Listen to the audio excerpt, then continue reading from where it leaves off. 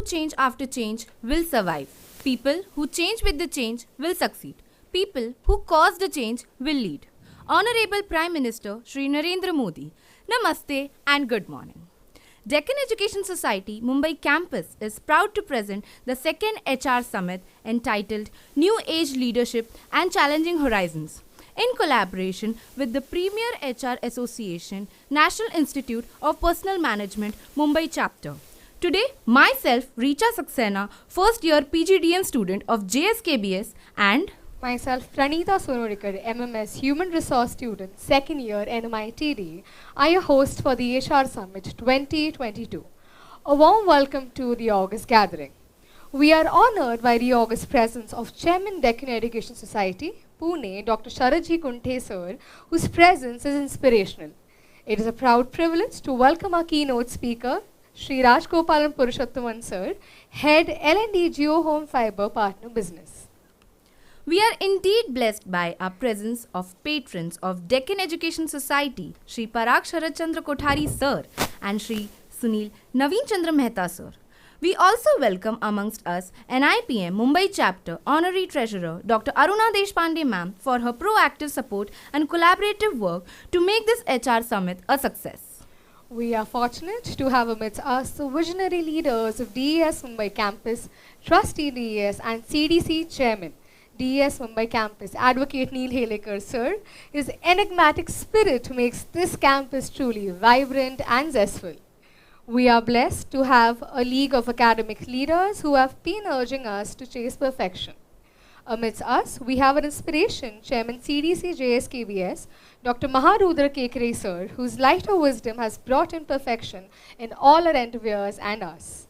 Our very charismatic beloved director, JSKBS and CEO of Deccan Education Society, Dr. Sriram Relekar sir. We have been nurtured under the able supervision of a dynamic director, Dr. Samadhan Kamkar sir. It is indeed a privilege to work under the tutelage of Principal Dr. D.V. Pawar sir, Principal of Kirti College, the very passionate life member, DES and Vice Principal Kirti College, Dr. Meenal Mahapuskar ma'am. We also welcome our mentor and Prabhandak, able and competent Associate Director, DES NMITD, Dr. Rasika Malia ma'am, and Prabhandak, and erudite Professor, DES NMITD, Dr. Anita Bobre ma'am. We also welcome industry veteran and CDC member, NMITD, Vice President, Capgemini, Usha Marathe ma'am, and advisor, Dr. Archana Parulakal ma'am. We also express our deep sense of respect to all senior management for giving us this ecosystem. Thank you.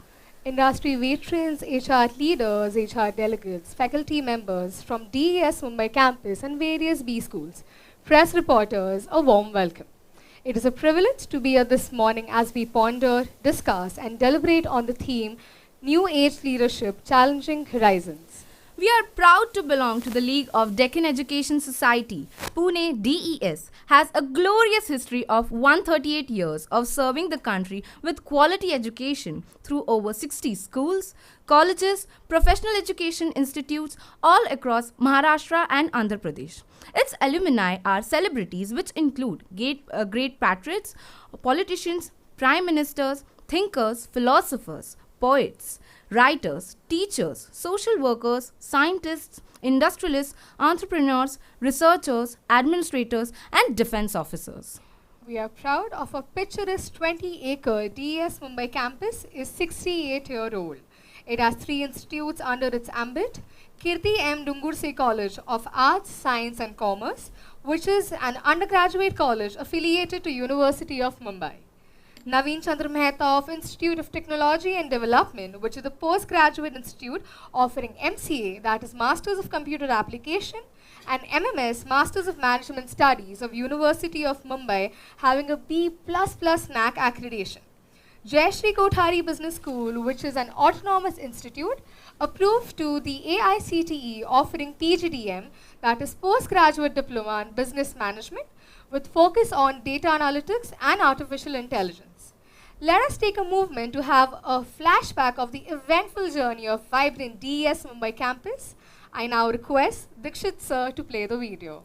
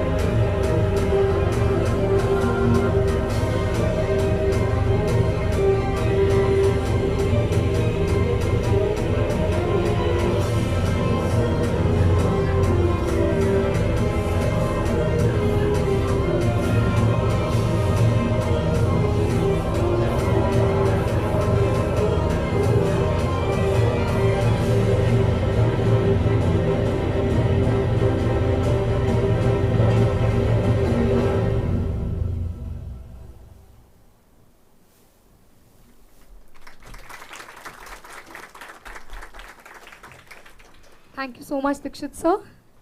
We begin the program with an invocation to Goddess Saraswati, the goddess of learning. I now request Chairman, Deccan Education Society, respected Dr. Kunte sir, Trustee DES, keynote speaker Sri Rajgopalan Purushottaman sir, Dr. Aruna Deshpande ma'am, Trustee NIPM, to light the lamp and seek the blessings of Ma Saraswati, the goddess of learning. We also request CEO, DES and Director JSKBS, Dr. Nelekar sir, Dr. Khamkar sir, to kindly join them to light the auspicious lamp.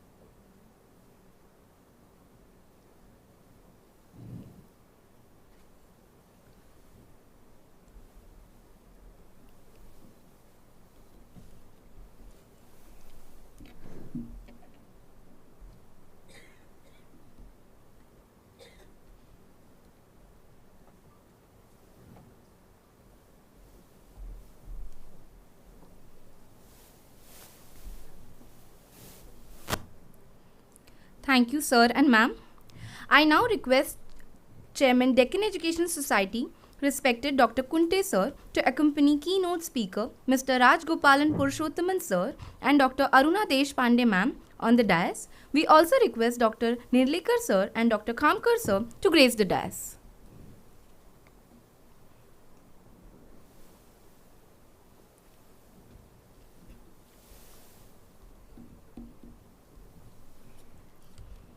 I now request the charismatic CEO, Deccan Education Society and Director JSKBS, Dr. Sriram Denekar sir, to welcome the August gathering.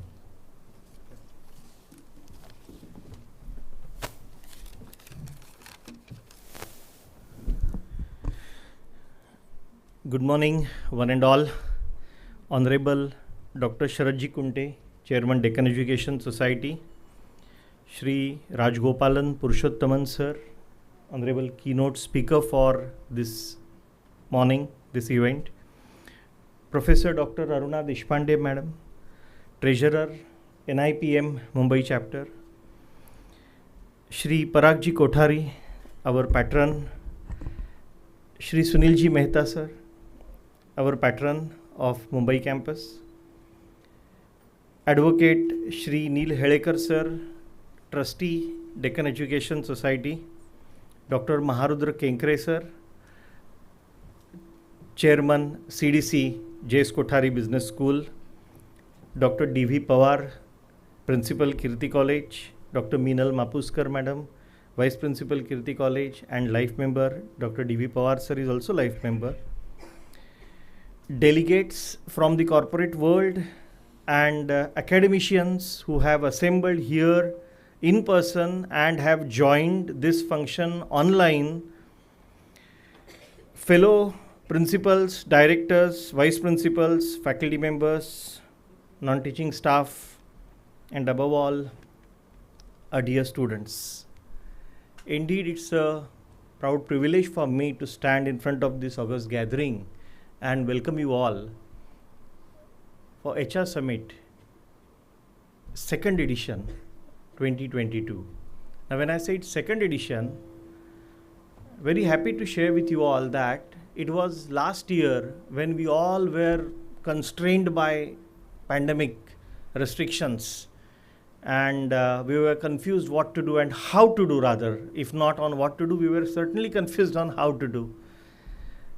We just had a wonderful brainstorming session with all the faculty members and we came out with the idea that let's start one such initiative which would bring the industry practitioners closer to the academics through this very platform.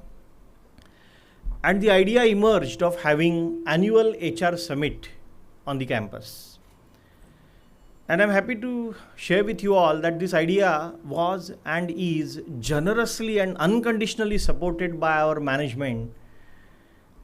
And after wonderful success in the last year, when we organized HR Summit way back in September 2021 in a hybrid mode, this is again for the second time we all are meeting, now fortunately without any restrictions. And this year, as you all can see, that the theme for this summit today is New Age Leadership and Challenging Horizons. A very appropriate theme which our faculty members actually gave and coined and gave to this particular summit. Especially when we all have experienced, I would say, life-changing scenario in lockdown, particularly because of COVID pandemic. We literally experienced the new way of living the life. And not only life, industry also started experiencing new way of doing the business. So both personal and professional life underwent massive change in last 2.5 years. It came with its own challenges. We all are aware of that. We fought with them. We are still probably fighting with them and trying to overcome and trying to find out the way forward. And the same thing has happened and is happening with the industry. And all of you all will quickly agree to this simple point that whenever there is a challenge and the challenge is posed by the change, what matters at most is a leadership, a strong leadership that will not only set a wonderful vision but also will motivate the entire team to bring that vision into the reality. And so I was very happy when the faculty members suggested that this year the theme should be New Age Leadership. The next question which we threw open for discussion, then what would be the themes for panel discussion? And a very appropriate idea came out of it, that on one hand, if we have experienced this kind of, I would say, threatening kind of time, we also experienced that our own Indian culture and value system helped us a lot in successfully sustaining through that challenge. And why not then to discuss upon, deliberate upon these aspects of our own great heritage and value system as sub-themes for this entire meet. And so as you all are aware, the two sub-themes which the two panels would discuss in the second, after this inaugural function is over, are basically dharmic leadership and strategic resilience. So what are we going to have as the outcome of this discussion? Of course, I won't unfold any aspect right now. Let it get unfolded through its own natural course, because very experienced, very knowledgeable, very wonderful industry delegates have already appeared over here. They have, come over here as panelists. And they would certainly share, they would certainly unfold beautiful threads of both these sub-themes, dharmic leadership and strategic resilience. I'm very sure at the end of this entire discussion, towards maybe 2 o'clock in the afternoon, there would be great takeaways for all of us attending this meet. The students, the faculty members, because if we take even one single new thought in our mind from this discussion that would happen today and start further working on that thought, if it appeals to us, it fits into our own value system, probably we would come out with some wonderful outcomes in the form of good research papers or good new practices which we can implement not only in our business of academics but in also our life or the way we live our life. And definitely, I remember here Sadhguru Vamanrao Pai, who very appropriately said, "Tuch ahes tuja jivanata shilpakar." It means you yourself are the leader when it comes to your own life. So I'm very sure you all would take some wonderful takeaways of out of this entire discussion and start molding your life further into the new directions in new horizons. I once again welcome the Honorable Dais and August Gathering for this summit and look forward for very wonderful discussion. Thank you so much. Thank you, Dr. Nerlekar sir. I now request Chairman sir to welcome the keynote speaker, Mr. Rajgopalan Purushottaman sir.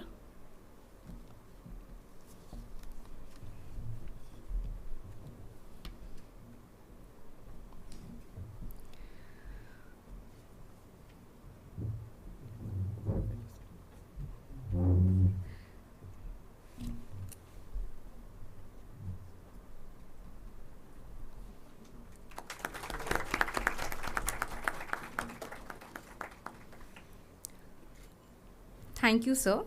I now request Chairman sir to felicitate Dr. Aruna Deshpande ma'am.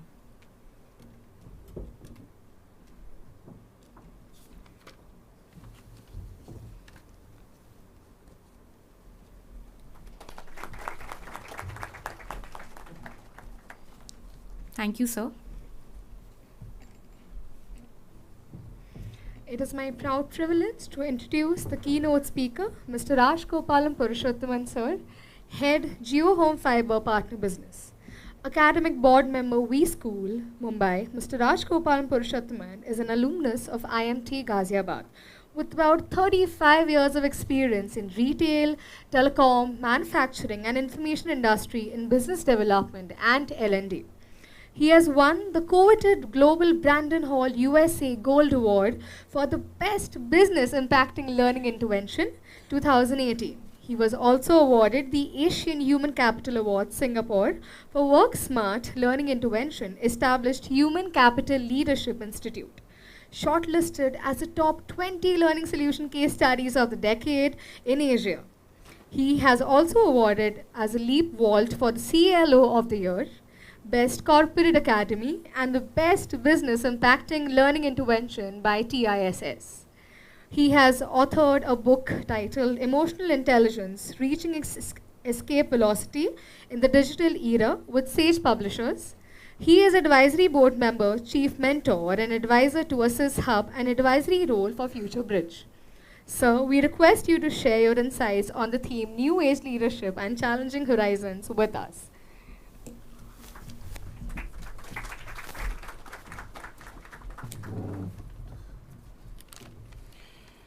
So, very warm morning to all of you. So, first of all, my compliments. I heard some of the most educated and refined people in the room when I was sitting, laced with humility. I want to compliment the students who made this happen. In fact, your CEO sir has mentioned the whole initiative is taken by the students here. My compliments to you for that. See, what I'm going to say about leadership today is purely based on my experiences in my life or the observations of people whom I see in action. Though reading helps you, but I want to share anecdotes and examples from my own life. The first example, the key word that I would use in leadership, so often used but probably not understood, is trust. I know a man who is in the Guinness Book of World Record for climbing Mount Everest 7 times. He's also climbed Mount Everest twice in the same season, यानी कि in 20 days, 20 दिन में 2 बार चढ़ा वो. तो इसलिए वो Guinness book में है, किसी इंसान ने नहीं किया वो. He is a paraglider. He has swam the English Channel.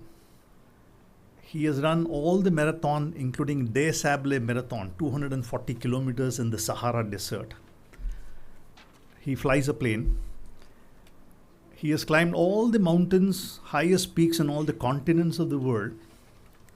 There's a Netflix documentary being made on him. He shared me one word. When you're going in mountaineering, you need one leader.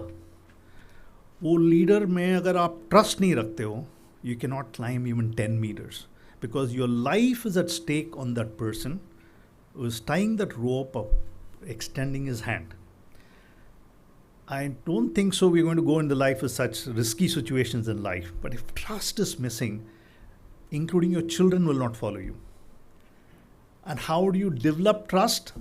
Is role modeling, that you have to live a life which is trustworthy. So that's the first lesson. By the way, the gentleman who I'm talking about is my son-in-law. His name is David Liano. I learned from him quite a lot. He's a vegetarian. He has read Ramayana. He has read Mahabharata. He is a Mexican with a Spanish origin. He's a vegetarian. He doesn't even touch eggs, even when he climbs mountains for that. So I learn a lot from him on the trust. If he says a word, he will do it. That is a role model for me to learn from the young man for that matter. The second key word that I would use, the most pinnacle of leadership, the highest form of leadership is when you do things at the cost of sacrificing your own self. अपने खुद को discomfort में, inconvenience में डाल के to help someone else and lead someone else is the highest. Any greatest leader, they even sacrifice their own family for the sake of someone else. We can't expect that to do every day by common people like us. But if you keep your self-interest below and keep the interest of others more, I think you will be attracting people.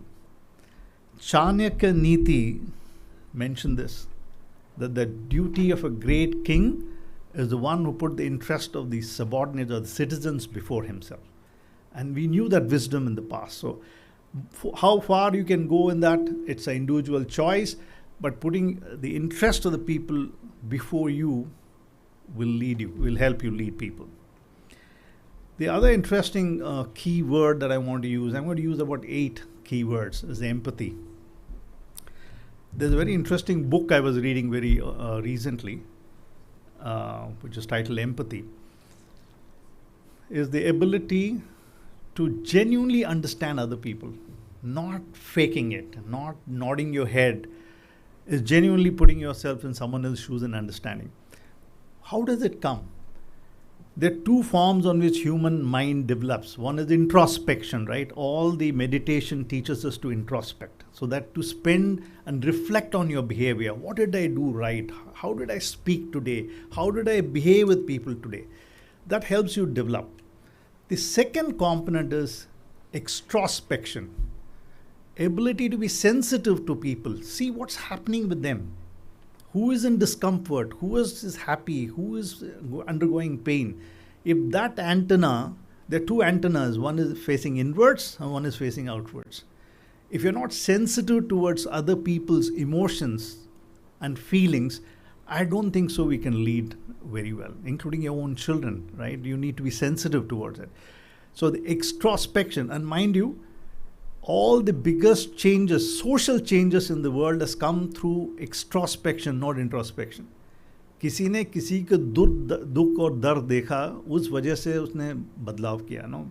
All social service and social changes, including Oliver Twist was written by Charles Dickens because he saw the hungry children in the midnight in the London street in the bakery. He came back and wrote. उसके पहले वो पैसे के लिए लिखता था. When he got a purpose and he got sensitive about someone else's problem, leadership is about being empathetic, ability to understand someone else for that matter.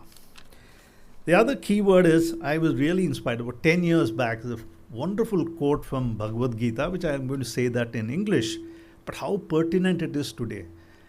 A great leader is one who sees inaction in action and action in inaction.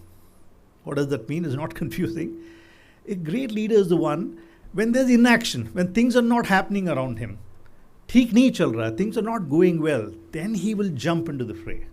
Then he will come to the limelight and try to fix it. When things are going well, he will step back gracefully. It's not the typical Indian marriage that everyone is seeing busy and they are the one getting the marriage done. They're all running around. So not making your presence felt, gracefully putting yourself behind and things are happening. But watching, जब ठीक नहीं चल रहा हो, उस वक्त कदम आगे बढ़ाना, वो great leader है भगवद गीता ने बताया. One who sees action and inaction and inaction in action. That is something wisdom is stuck on. The theme being about the new age leadership.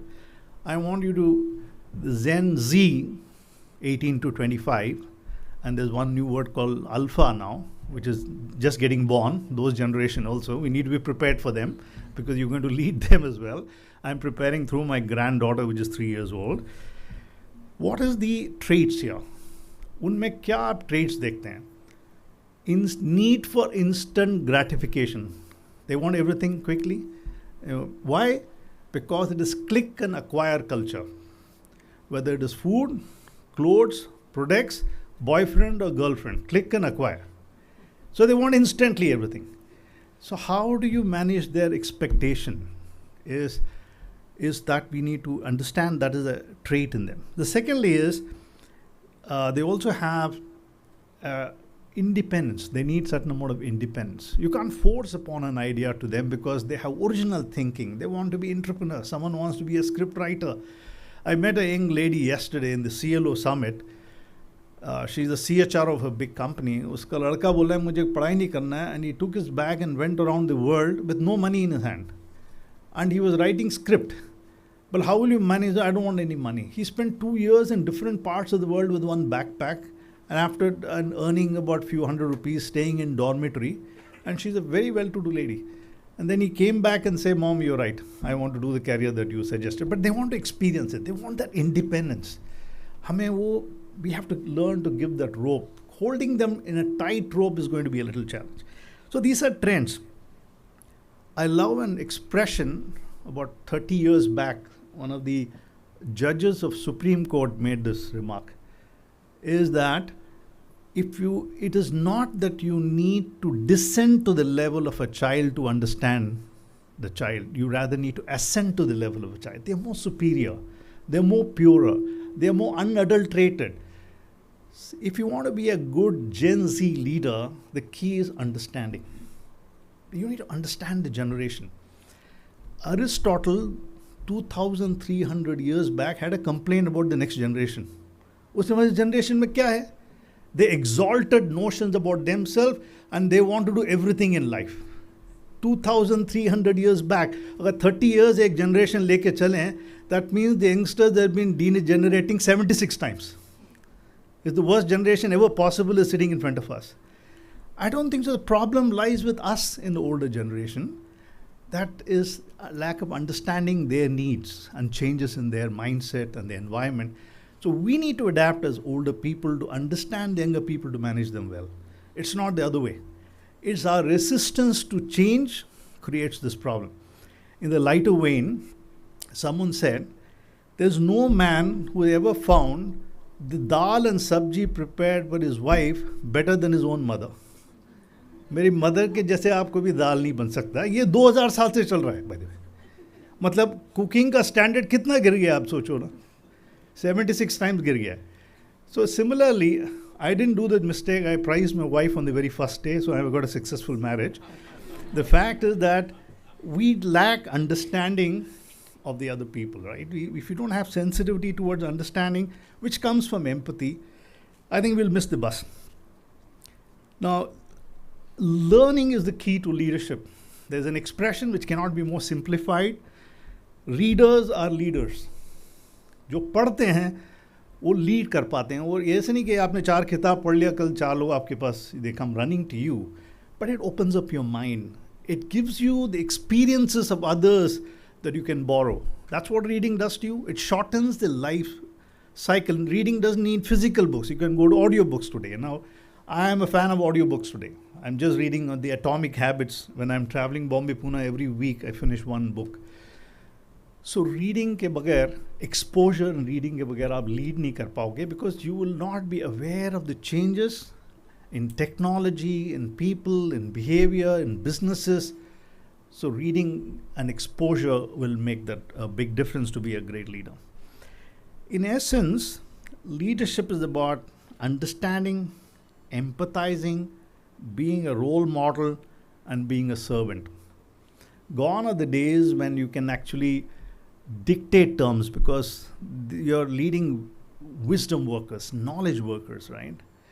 एक ज़माना था जो डिगिंग वाले को मैनेज करते थे. आज भी if you want to manage people in transport business, you cannot have a group discussion with drivers and cleaners in the morning. Tell me what is your idea how you're going to drive. You're going to give them instructions. But when you're more managing knowledge worker, who are intellectually inclined, who are more educated, you need to be participative. You need to involve. You need to understand. So these are the key traits. Put the onus on us. Don't put the onus on someone else.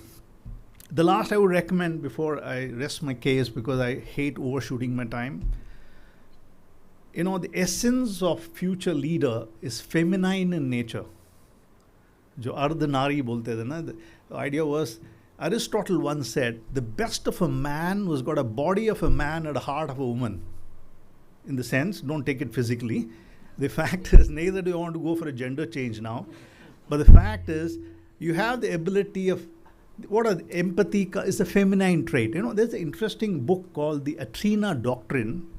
60 countries में research करके उन्होंने एक बनाया. There's a TED talk as well. You can go and watch it. What is the trait of a future leader? And there are 60 odd traits that they listed and did a research in 30 different countries, 65,000 participants. Empathy, understanding, involvement, participation. These are all, they asked this question, aggressiveness, pushy, commanding, these are all masculine traits, right? There's nothing to do with man and woman. There's a three pull or a pronunciation, हम लोग grammar में बोलते हैं, masculine traits and feminine traits.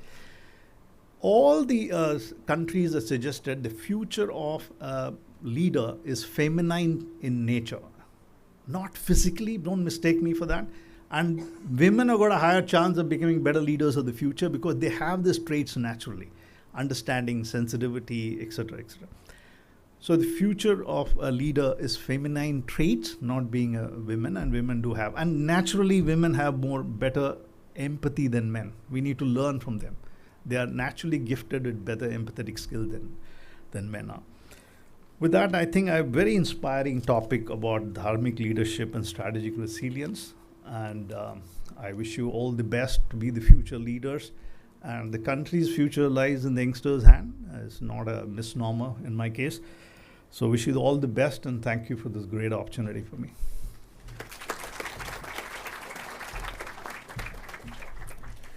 Thank you, sir. I feel proud to be a part of the DES League of Institutes, such an elite institute where we are taught by such great teachers whose teaching goes beyond the classroom. Today, we are here and blessed to have with us Chairman, Council and Governing Body, Deccan Education Society, Pune, Honorable Dr. Sharatji Kunte sir. I now request Dr. Kunte sir to give his presidential address.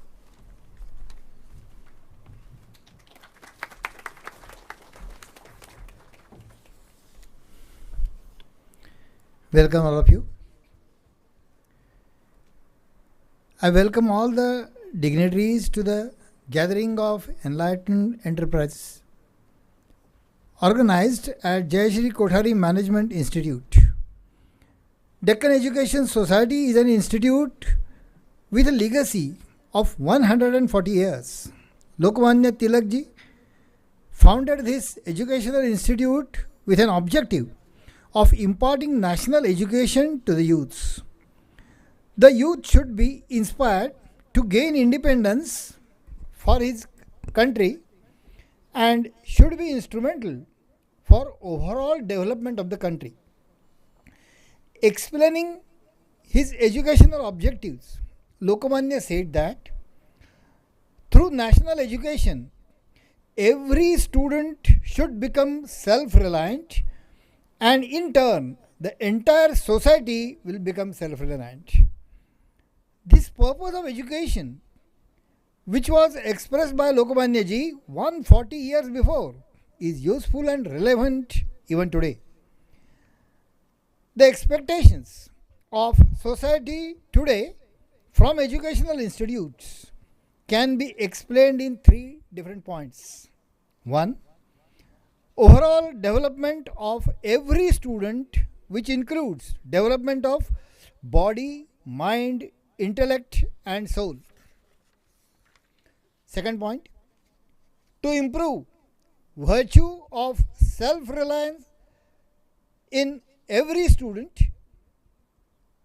so that there will not be the struggle for getting employment, particularly the jobs. The society should become self-reliant, which means that the society should be able to achieve great progress in the economic, industrial and strategic fields through education. Third point, the educational, economic, cultural and spiritual level of the entire society should be raised through education. Deccan Education Society is working with these three long-term goals. The techniques or the teachings of Lokmanya Tilak are very important for students as well as society to become self-reliant. For this to happen, all academicians agree that there must be a mutual cooperation between educational institutions and industry. Industries should actively support development of educational sector and educational institutes should take a responsibility for providing trained, skilled manpower to the industries. Industries should provide necessary resources for the research at educational institutions and industry experts can mentor students at colleges. Along with this, the R&D required by the industries should be carried out by the educational institutions. Educational institutions actively participate in the implementation of human resource development activities in industries and also organize various trainings to enhance the capacity building at the industries. This mutual partnership will go a long way to build a strong bridge between industry, academic institutions and most importantly students. Fortunately, Deccan Education Society has started working on this much earlier. 3 years ago, a meet of HR managers was organized by Fergusson College. In this gathering, the expectation was expressed by the participants that Fergusson College would provide some capacity building course for women employees working in various industries. Accordingly, the Department of Psychology organized 1 month online course for women employees. I am happy to mention that around 125 accomplished women entrepreneurs from across the country participated in this course. Fergusson College is also organizing entrepreneur meet the same evening, today evening itself, in line with the meet organized today here at JSKB. The main objective is to discuss ways and means for mutual cooperation between academia and industry, like setting up innovation and incubation center on college campus. I would surely like to request everyone here that an isolated events like this is not all sufficient to fulfill the cause. The entrepreneurs should visit the educational institutions more often and vice versa, the teachers and students should visit the industries. Through the sustained efforts of all stakeholders, some definite activities may be planned and implemented on the near future. India is progressing very fast in various fields and heading towards Atmanirbhar Bharat. Today, we all need accelerate this process, but also make it more balanced. We all need to boost research activities and to keep India at the forefront of global business competition. I assure you that Deccan Education Society will always be behind such entrepreneur activities. Thank you.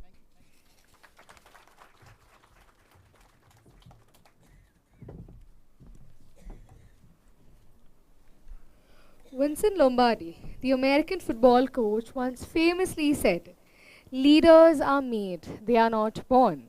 They are made by hard effort, which is the price which all of us must pay to achieve any goal which is worthwhile." Many thanks, respected Dr. Kunte sir, for those inspiring words. They would definitely motivate us in our future journey of life. I also take this opportunity to thank Mr. Rajgopalan Purushottaman sir for sharing his thoughts on New Age leadership. Thank you, sir, for that insightful address. We all were listening with rapt attention. You have indeed energized and set the tone of the HR Summit. Thank you, sir. Now, I request our Director, NMITD, Dr. Samadhan Kamkar, sir, to purport a vote of thanks for this inaugural address. Good morning to everyone. Before giving the vote of thanks, I like to mention the key points given by discussed in both the addresses. It is very difficult to express the takeaways in words, but then also I've highlighted some of the points over here. The important traits of a good leader. The one thing that sir has mentioned, they should work for the interest of others rather than the interest of their own. They should have an attitude of self-introspection, that is, know yourself. Very important. They should be more sensitive to the people. During various circumstances, they should have something called inaction in action and action in inaction. They should have a sense of reading, empathy, understanding, and very, very important, feminine traits are very much important to be a very good leader. Dr. Kunte sir has mentioned about the self-reliant, that is Atmanirbhar Bharat, which is the need of the hour. This concept was very much coined, or rather first coined by our own founder, that is Lokmanya Bal Gangadhar Tilak. And secondly, sir has also mentioned about the academic industry connect, which is much inclined on the lines of the NEP. So sir, we assure you that we will try to follow all the takeaways. Vote of thanks. Good morning, ladies and gentlemen. It has been our pleasure to host all the participants of the HR Summit at the Deccan Education Society Mumbai campus. We are indeed too blessed to have the presence of the luminaries for the inaugural address. We thank Chairman, Council and Governing Body Deccan Education Society, Honorable Dr. Sharad Kunte sir, for his presence and his presidential address. We are grateful to the patrons of Deccan Education Society, Shri Sunil Naveen Chandra Mehta sir, Shri Parag Bhai Sharad Chandra Kothari sir, for the gracious presence.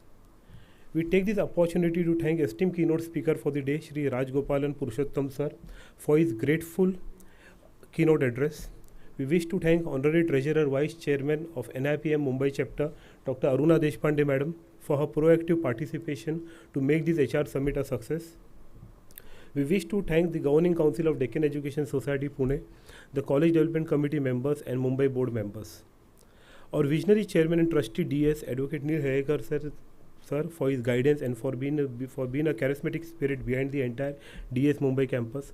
Principal Kirti College Dr. D.V. Pawar sir, Prabandhak DS Dr. M.B. Kenkre sir, and Vice Principal and Life Member of Deccan Education Society Dr. Meenal Mapuskar Madam for their valuable guidance and support. We have been fortunate to have amongst us some of the eminent HR leaders for sharing their thoughts, knowledge, insight and experience as panelists and for a thought-provoking deliberations of both the panel. I thank all the panel members and participants too. Now I declare the inaugural session is over and we are eagerly awaiting the panel discussions, and we also look forward to have a very good deliberations ahead. Thank you very much.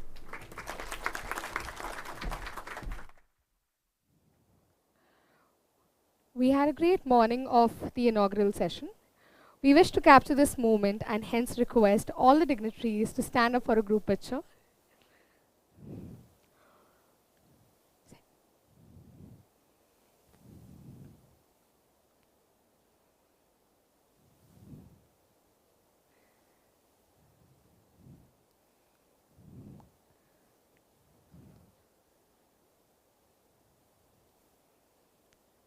Thank you so much for helping us.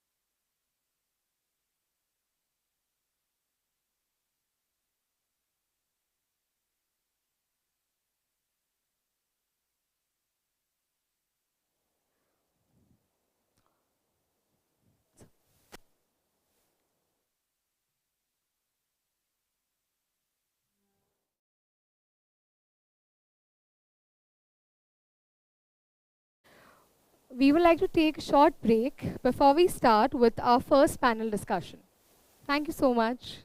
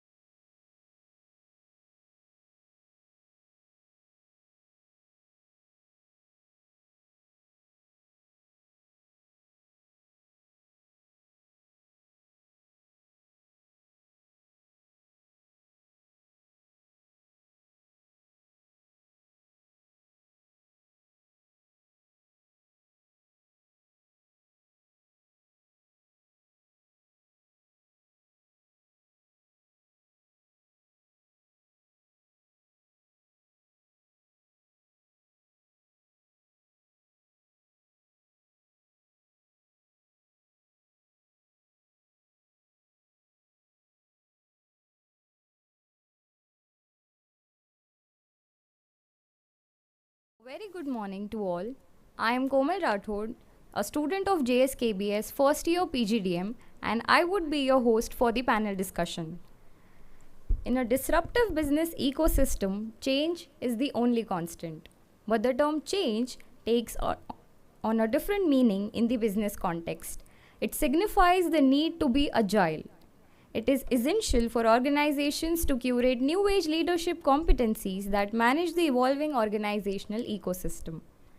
India is geared for superpower status by 2030, and the key to nation's growth is the creation of a network of capabilities that will unlock the full spectrum of potential. The demographic dividend is a tremendous advantage that India can harness well into the future. We therefore need to ask how we can create appropriate development platforms that channelize the power of our youth, nurture and harness the capabilities of the new age leadership. The HR Summit would be decoding these capabilities into panel discussions. We are honored to have a very knowledgeable panel for the HR Summit. The reservoir of knowledge, insight, and experience would make the deliberations a great learning for the HR delegates, faculty members, and the students. It's indeed our privilege to welcome our esteemed panelist for HR Summit for Dharmic Leadership. I would like to introduce our first panel member, Mr. Kiran Gandhi, sir, former HR head, Associated Capsules Group, former president of National HRD Network.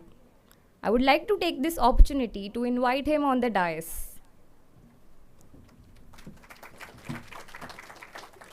Mr. Gandhi sir has graduated as a metallurgical engineer from IIT Bombay in 1971 and began his professional career by working for 6 years in the foundry division of Tata Motors, then called Telco, at Jamshedpur as a quality engineer. Apart from his technical responsibilities, he took keen interest in the training and development of employees, which led to him being invited to the management training division of the company, where he served for 8 years. This led to multiple corporate stints. Mr. Gandhi sir is a former president of National HRD Network Pune chapter, a former chairman of CII HRD panel Pune, and a former member the Programs Committee All India Management Association, New Delhi.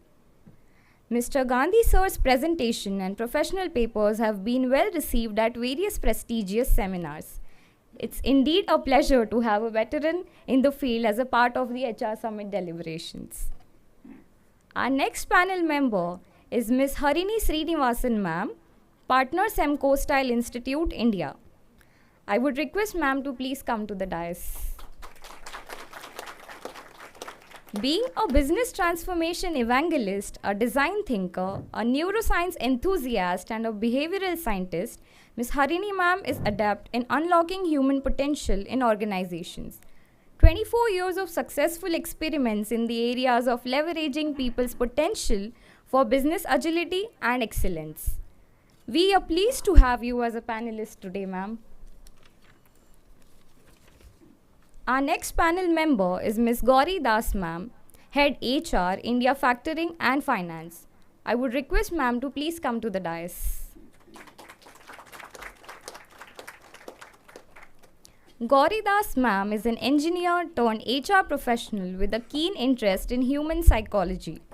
She is a strategic HR leader with 15 plus years of experience in crafting and aligning HR strategy with business goals. She supports business leaders and individuals in driving performance and improving capabilities. Dr. Gauri Das ma'am is the leader member of Professional Speakers Association of India, Mumbai chapter. She mentors students and professionals and support them through her motivational talks and guide them on being future ready. She is passionate about women empowerment and is leading a lean-in circle called Leaders Lifting Leaders. It's a pleasure to have you on board, ma'am. Our next panel member is Ms. Riddhi Doshi Patel ma'am, parenting counselor, TEDx speaker 3 times, founder Laja. May I please request you to come to the dais, ma'am. Riddhi ma'am has been independently conducting training and development sessions so that employee performance can be aligned with the organization's vision and business goals along with making presentations on various topics like importance of training, effectiveness of motivation sessions, and employee engagement. Ma'am is also the founder of LAJA. LAJA is a forum introduced by women for women and aims at empowering women externally and internally, with the focus being on enabling women. It's a pleasure to have you amidst us, ma'am. Now I would request our panel moderator for this discussion, Mr. Bhagwat Hire Sir, Process Associate at Tata Consultancy Service. I would request Sir to come to the dais. Bhagwat Sir started his career as an HR associate with the Akshay Patra Foundation, where he built good relation with the employees, handled various employee-related issues on the grassroots level, and escalated them to the upper management. He worked for employee welfare by understanding upper management thought process, handled all HR-related activities like recruitment, induction, onboarding, training, payroll-related activities, training and development, shift scheduling, employee engagement, handling employee grievances, handling EPF and ESIC-related documentation and queries. He completed MBA with HR specialization NMITD, cleared national eligibility test in management subject. Now I request Principal Kirti M. Dungarsi College, Dr. D.V. Pawar Sir, to felicitate Mr. Kiran Gandhi Sir.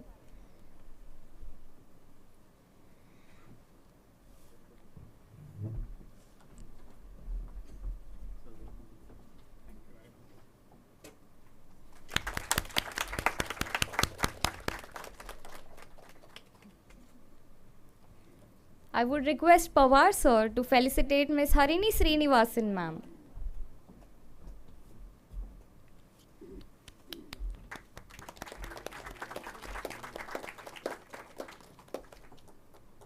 Thank you so much, sir.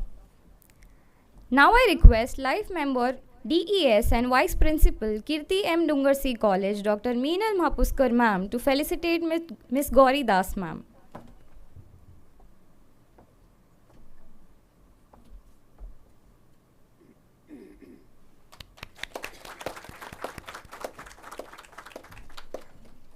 I would again request ma'am to felicitate Ms. Riddhi Doshi ma'am.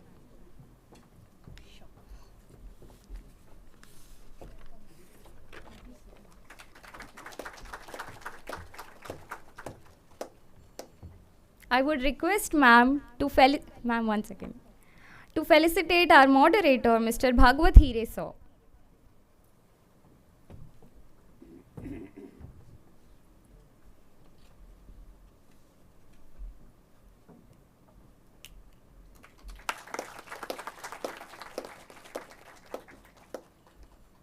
Thank you, ma'am.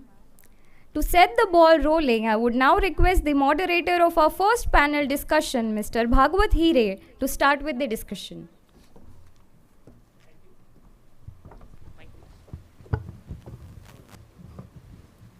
Hello. So, first of all, good morning to everyone present here. My name is Bhagwat Hire, and I'm currently working with the Tata Consultancy Services as a process associate.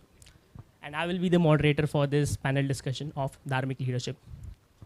So, talking about Dharmic leadership, I believe that we are a product of the people we live with and the environment we grow up in. That is why India has such great history and culture, right?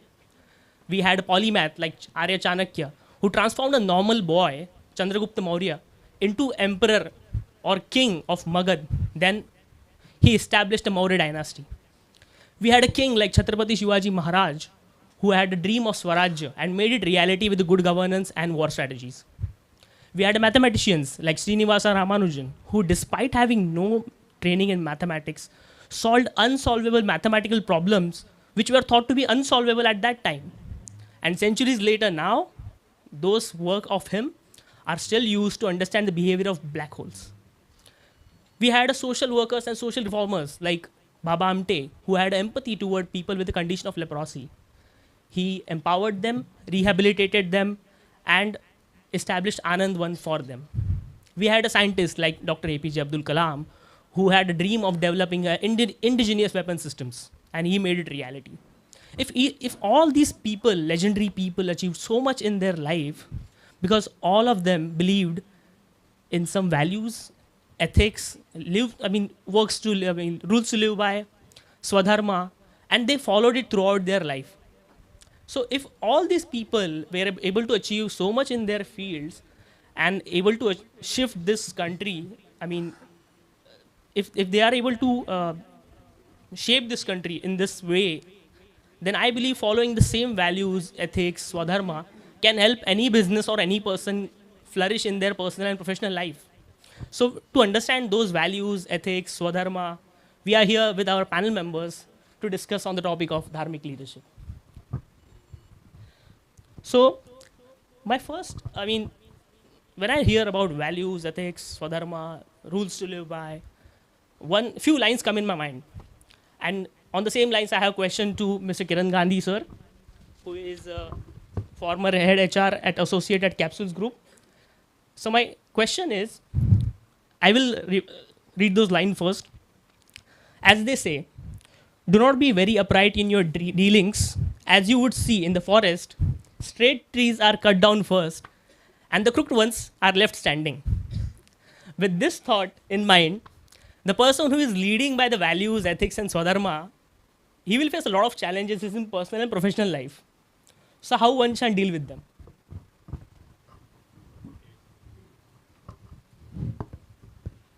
So firstly, very good morning to everyone. I just want to also express my gratitude for the opportunity to be here, which was accorded to me by Dr. Kasturi. And also, I'm delighted at the way the deliberations are being conducted, and especially the time management part of it, which is really great. And thank you very much for moderating this discussion. So you talked about the straight trees and the crooked trees, and the danger the straight trees possibly are in today's world. In my opinion, it also depends a lot on what fiber the straight trees are made of. And I have thought of three things, possibly. First is, what is the intention with which we enter the corporate world or the world of organizations? And there can be two possibilities broadly. One is we enter this world with our personal ambitions, and what that means is we have aspirations which are personal in nature, and I think they were kind of referred to by our keynote speaker, where the goals are for oneself. The other option is entering the world of organizations or the corporate with a purpose, and that purpose would be beyond just oneself. Means you are not just after a goal which is for your own self, but also something beyond that. And that was also referred to by our keynote speaker, that where you are also interested in what you can do to make others' lives better. So if we enter the corporate world with only ambition, you are more likely to attract competition.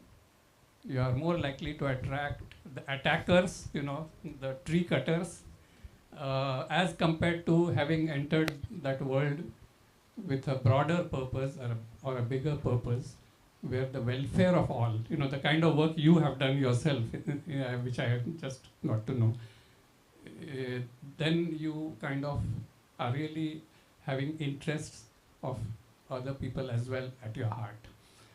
That is first, I think.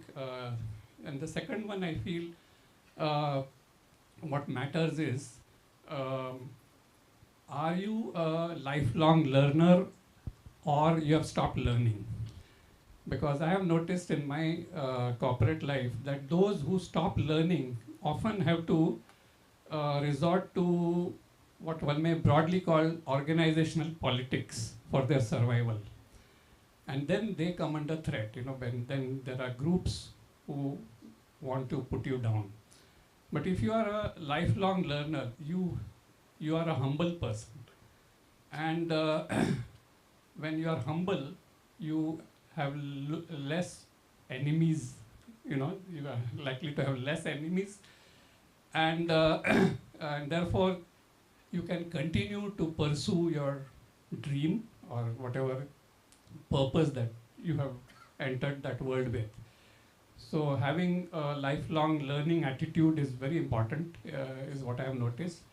At the same time, not becoming arrogant, because when one feels that I am learning more than others, it can lead to arrogance, and arrogance can again attract attackers. Third thing, the last point of in response to your question is what I will call one's trustworthiness, and that was also mentioned by the keynote speaker. I was really impressed by his keynote speech, incidentally.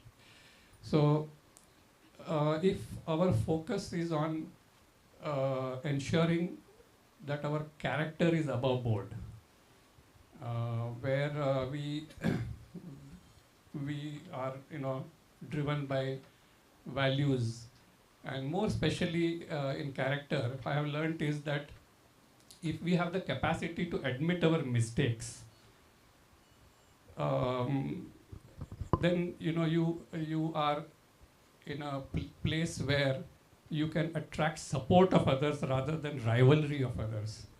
So capacity to own up mistakes, admit them, is a very, very important part. And sometimes leadership development only concentrates on the competence building, but character building is no less important, because it is when character is in place that you are trusted. So the trustworthiness mentioned by the keynote speaker comes out of the character. So I think if these three things are attended to, the straight trees can really grow really very, very tall. Truly said so. I mean, especially the part where owning the mistakes comes in. That is what sometimes people can accept their mistakes and they just resist it. But accepting the mistake and learning from them is something I have taken away from this point of yours. My next question is for Harini ma'am, who is a partner at Semco Style Institute of India. So as sir said, it's our job. I mean, we have to train people. We have to understand their competencies. So as a leaders, it is not only our responsibility to, just lead people, group of people, but it is our responsibility as well to create the future leaders as well, to train them, develop them with the values, especially as sir said, not only competent, but as well as person with a character. So how one HR or how one leader can develop that? So I'm going to go beyond HR because even while I was in HR, I always went beyond. Now that I'm not confined by boundaries. You did mention about Chanakya, right? And if I'm not wrong, Chanakya's time was 200 to 300 BCE. Talking about leadership, I want to connect it back with a lot of ancient wisdom, right? So I want to go a few more years before Chanakya. I'm talking of 300 to 500 BCE, before Common Era. There was a Tamil saint, poet saint. This was before religion actually happened, okay? So there's nothing religious about it. He was a Tamil poet saint, and he composed his works. It is 130 chapters of 1,330 verses, about 10 verses in each chapter. This book is called as Tirukkural. Tirukkural, if I literally translate, it means the sacred verses, right? So what Thiruvalluvar the saint, what he actually covers in those verses is kind of answers your question. So that's why I'm bringing it into context. He talks, in these verses, they are all couplets, not even couplets, each verse is 1.5 lines. Kabir ke dohe do lines ke hote hai. This is 1.5 lines, and there is immense wisdom in it, right? Immense wisdom on leadership, governance, and management at a time when none of this really existed in English books, right? So what he says there, he breaks it into 3 parts. He says, he covers it all with the first one being dharma, which is being righteous, being driven by values. The second part is about tangible wealth, which you can actually count, you can feel. And the third part is about love and compassion, which is intangible, which you can only feel, you can't see.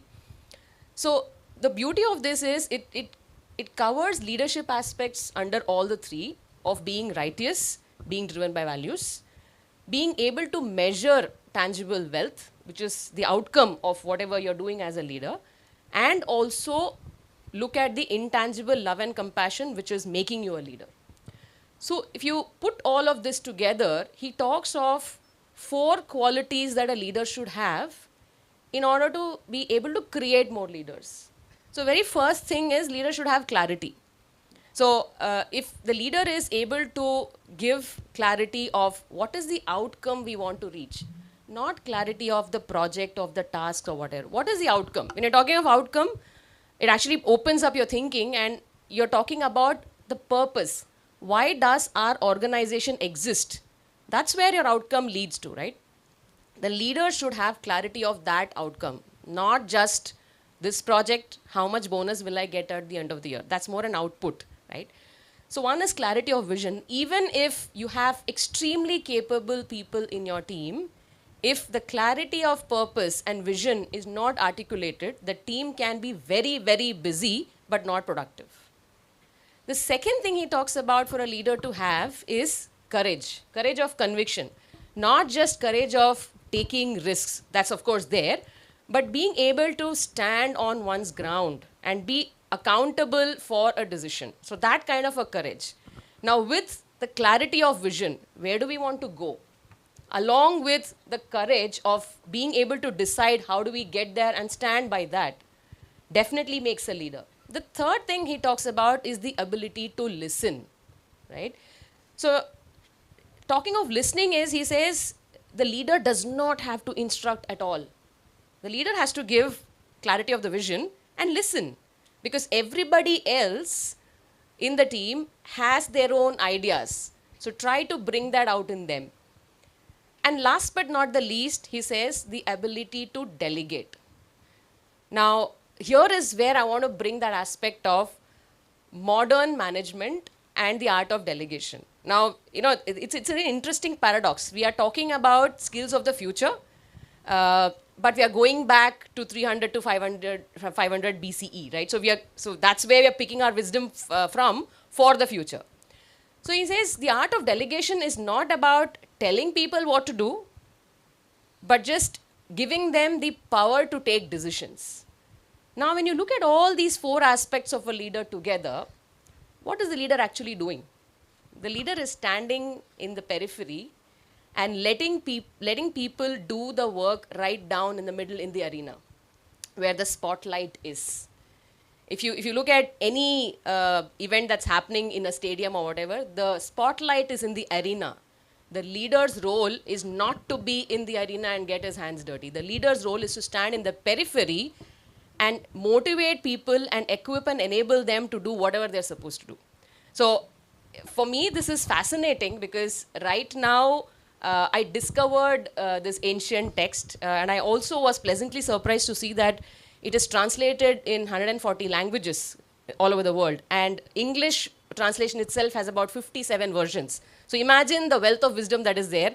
I'm still standing on the shore. I've not even taken my first dip into it, but maybe later on I will. But the point I'm trying to make is the new age leadership is something that our country has seen 2,500 years ago. So we are sitting on a wealth of treasure. We just need to go back, learn from the past to take a step in the future. Highly agree. So, taking on the point from the leaders who take care of the employees, who empower them, delegate them, and create the future leaders, I have one question for Gauri Das ma'am, who is head HR at India Factoring and Finances. As we are responsible for taking care of our leaders and as we are responsible for taking care of our employees and the people, we are also responsible for taking care of our nature or environment in which we exist. So my question to you is, my question to you is how HR is contributing toward sustainability, and what are the green HR practices that any organization or the person can follow? So picking up from the analogy of straight and crooked tree and the ancient wisdom, so we come back and we talk about how HR is supporting towards sustainability and the practices that they are looking at, bringing into dharmic leadership. So for HR, or before that, a question to audience, what is one thing that you think would be most important when it comes to change? So if you have to change, what would be one thing that you think would be very, very important? And I'm talking about introspection, going within. Any answers for that? Any thoughts? It might be different because all of us come from different experiences. Unlearning what we have learned. Thank you. So unlearning, wonderful. Any other thoughts? Acceptance. Amazing. Yes, we have to accept things and then move forward. Even the earlier speaker spoke about it. Any other thoughts from this side?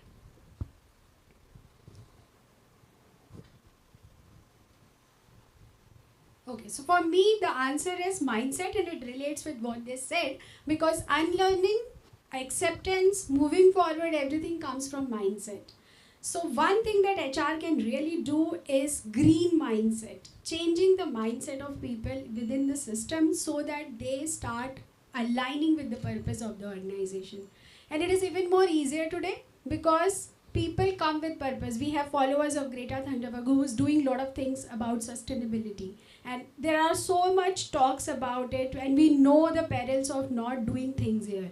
So HR can bring in practices within their own function first and then pass it on to all other functions while everybody else is also taking steps.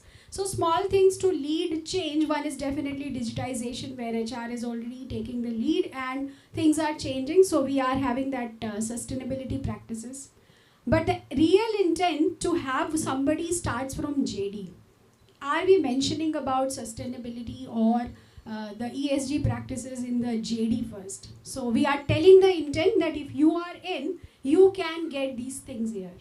Next comes the selection. We can have some weightage for people who are aligned to this value, this thought, like we spoke about values. Post that, learning and development. We have to really train people, and HR can lead there as well. Reward and recognition, some pointers for this.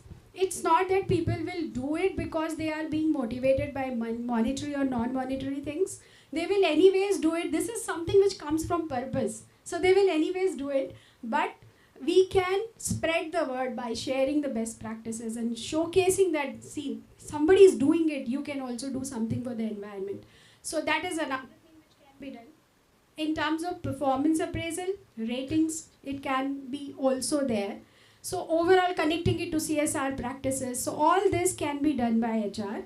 Now some small things and challenges also. Say for example, we started a practice, lunch time mein hum switch off kar dete the light.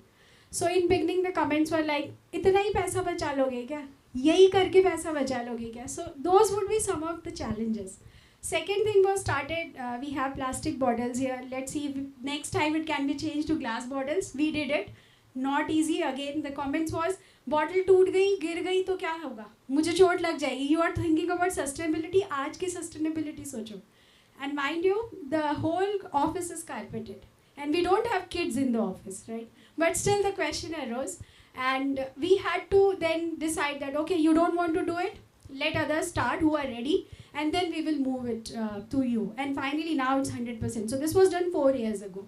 Another practice which I have not been able to do, but I have seen in some organizations, instead of tissue papers, everybody brings in their towels, thoda sa imaginary, but for factories it can be done where you have enough space. So no wastage on tissue papers, and we all know सबसे ज़्यादा जो wastage हो रही है वो वहाँ पर हो रही है.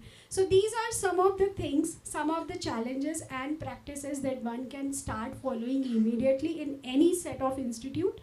And I think that's where HR is leading the path. So back to you. Thank you so much, Gauri ma'am, to explain this in so detail. So my next question is for Riddhi Doshi Patel ma'am, who is a parenting counselor and 3-time TEDx speaker and founder of Lajja. You know, ma'am, as I'm sitting right now here and looking at the camera, I'm very aware like how I'm looking. I mean, how I'm sitting, how my gestures are, like how I'm doing, like everything. So because I'm doing this because I don't want to regret it later on, like, oh, why did I do it? And looking at the YouTube video later on. So in same way, leader, while making his statements or making any kind of important decisions which will affect maybe millions of lives in future, he has a lot of repercussions to be faced after taking every decision or while making any statements. So how one leader or any person in general can avoid those regrets later on? Lovely, thank you so much, and a very good afternoon to everybody. I have something to share. In my capacity as a child psychologist, I recently happened to interview 5 young adults, age group 11 and 12 years, and they went for a purpose. I pick up the word purpose from Miss Gauri. They had a purpose of raising funds for cancer patients, and they happened to go to the base camp of Everest. 11, 12 years. At 40, I have not thought about it. While they went, there were times when they were feeling very upset. They were tired, okay? Now, there were 2 people. One who had this idea in mind that you should be doing something like this, while the child's father had been, and the child felt that, okay, I want to go, and then she started motivating her friends. And the other one was the lady who was one of the parent, and she felt that children can do something and children should be raising funds like this, and they can manage and they can do it. My question to all of you, out of these 2, a young adult and a parent, who was the leader? Who was the leader? Let's talk about it.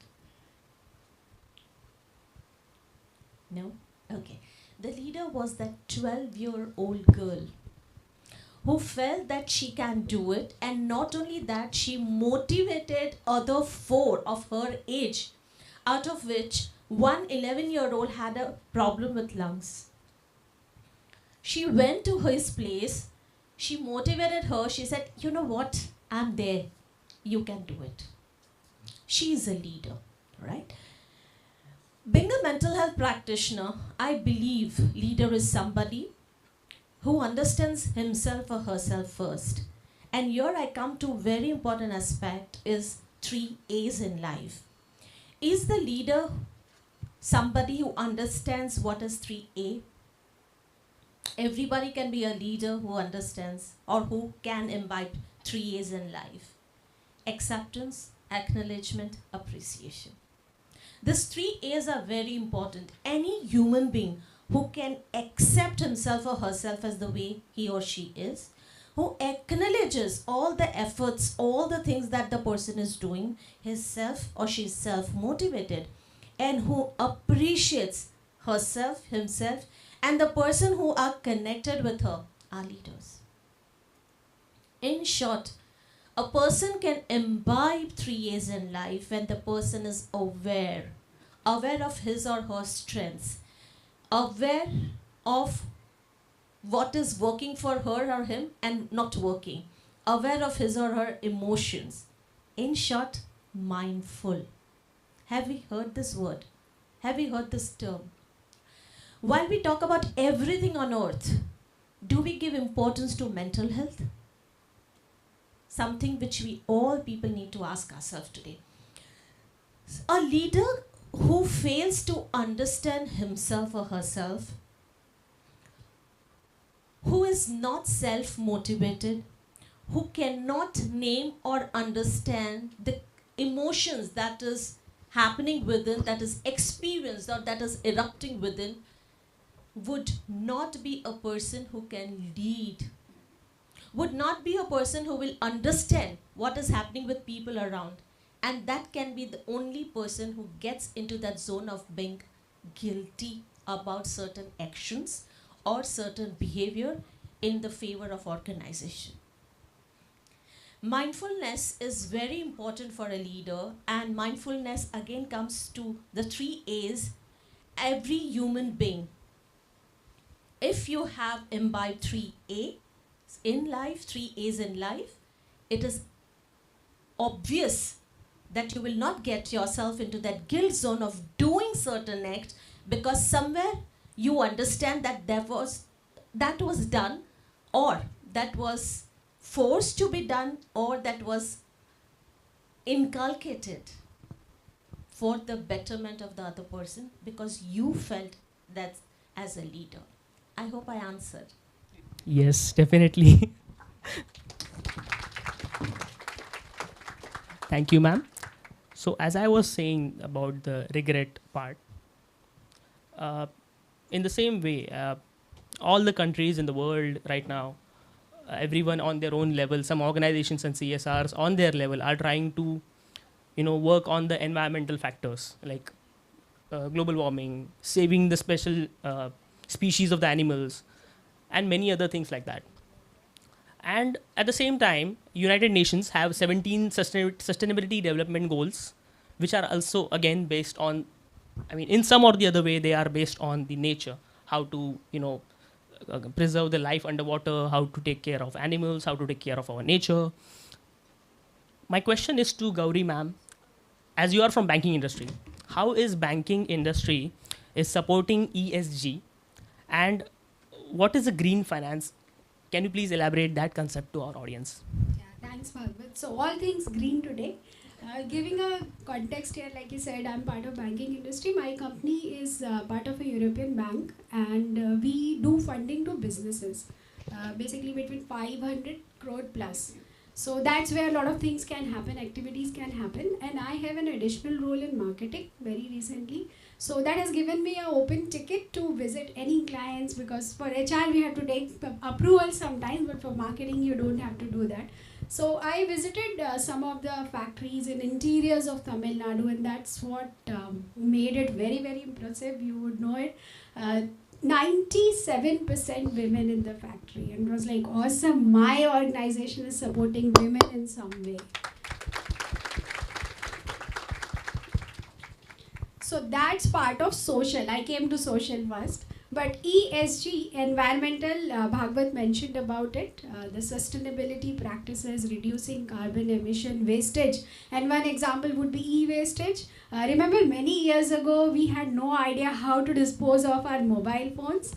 We will just throw them in the bin, or if we were keeping them, we were keeping them for many years. But today there's a solution in organizations at home also. So even that is part of sustainability practices.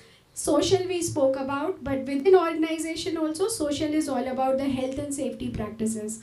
How are you supporting your people? How are you supporting society at large? And finally, the governance piece of it. So you would have heard in some AGMs, people do not approve remuneration of CEO. Just now there is a talk going on Elon Musk, $56 billion, and people, their investors do not want to approve that. So likewise in India also there have been situations where such proposals on remuneration were not approved. The composition of board is there diversity, and I'm not only restricting it to women, but n number of diversity that we know. What kind of audit practices, tax practices, so everything and anything which is related to governance is part of piece of ESG. Now, green financing. So all of us would agree that for any business, we say talent, technology, and money. So money is where green financing comes into picture. And there are ratings. So in India, it is in very, very nascent stage. But when we are funding, we are evaluating.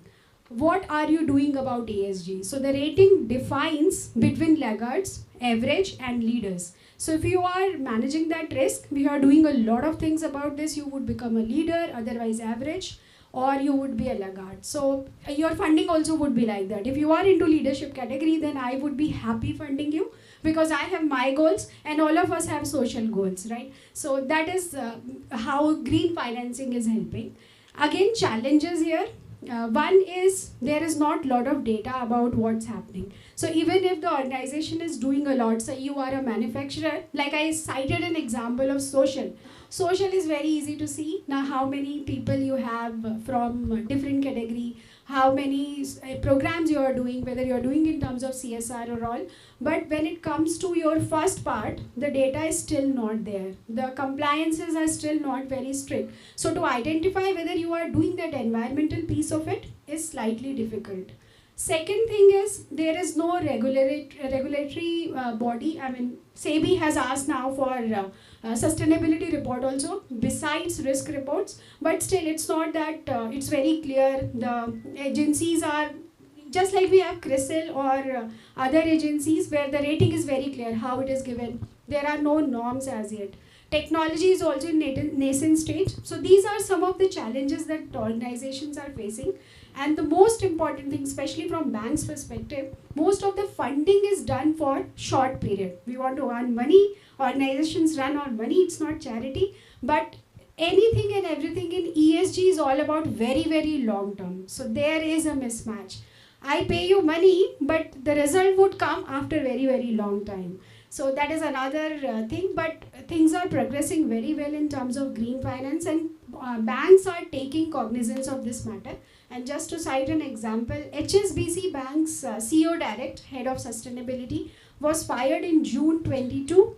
Why? Because he said in a conference that sustainability for 20 years is not going to do anything much for us.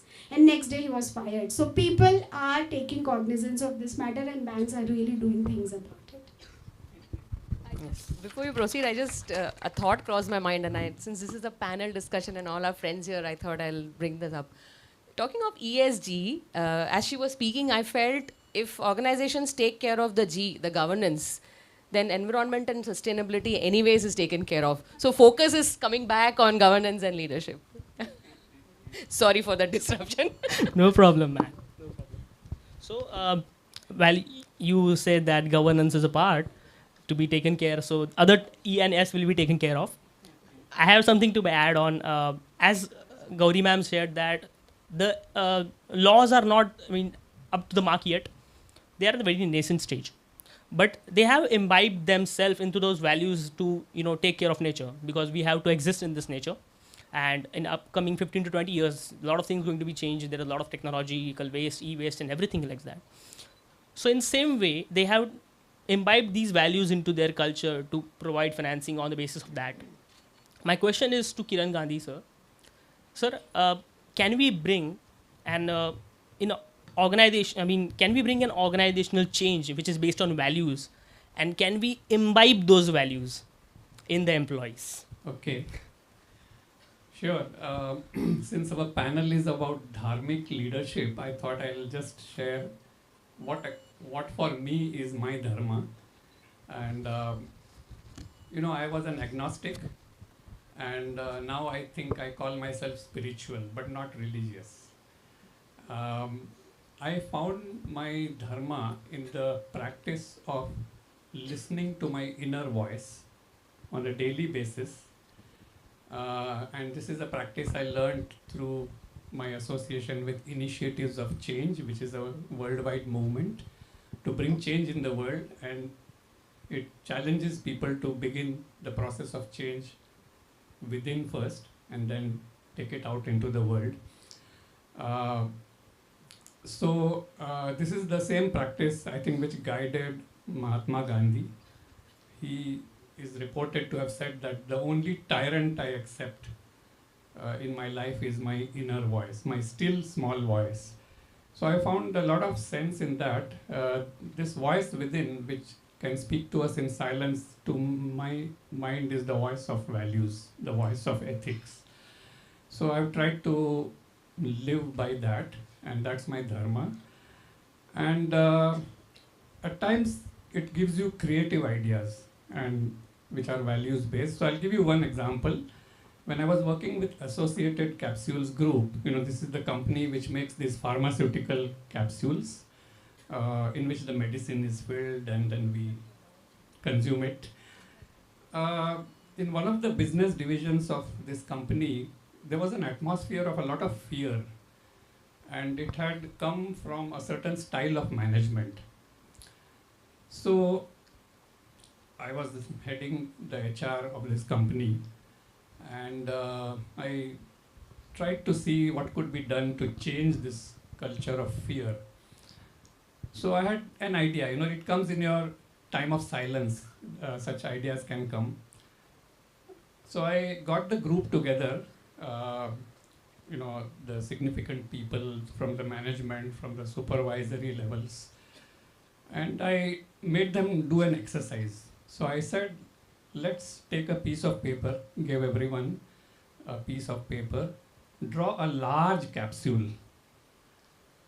So everyone did that. Then I said, get in touch with all the feelings that you experience in the workplace and write those feelings inside the capsule. So people wrote things like fear, frustration, anger, all kinds of things, mostly of that nature. Then I said, imagine that the capsules we are producing may be carrying these feelings to the patients who consume our capsules.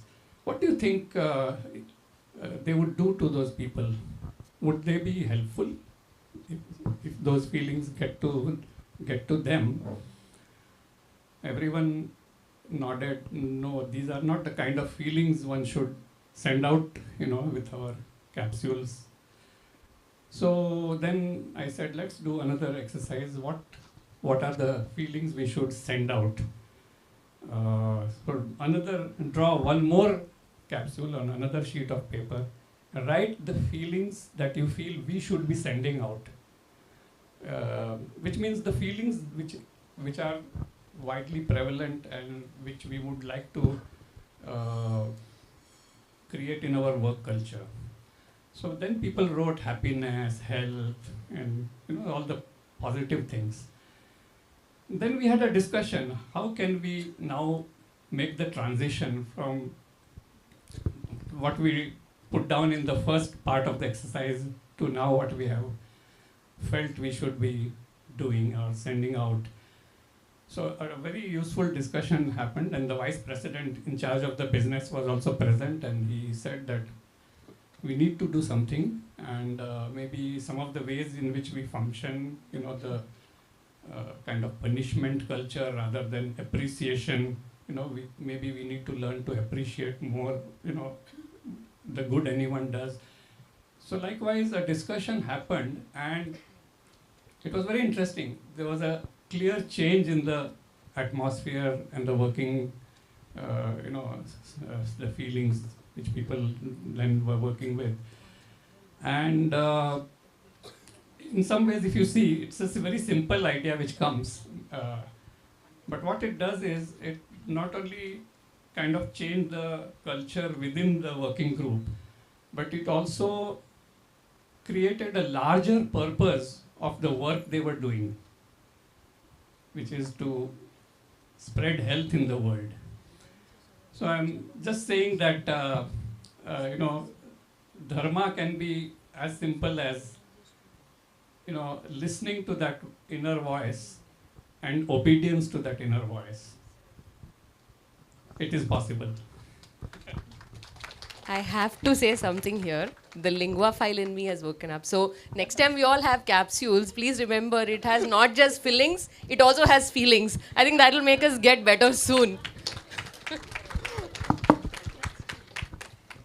Definitely, sir. The activity you carried out is a kind of mirror to show them who we really are and what we are doing actually, without knowing how it is impacting the people.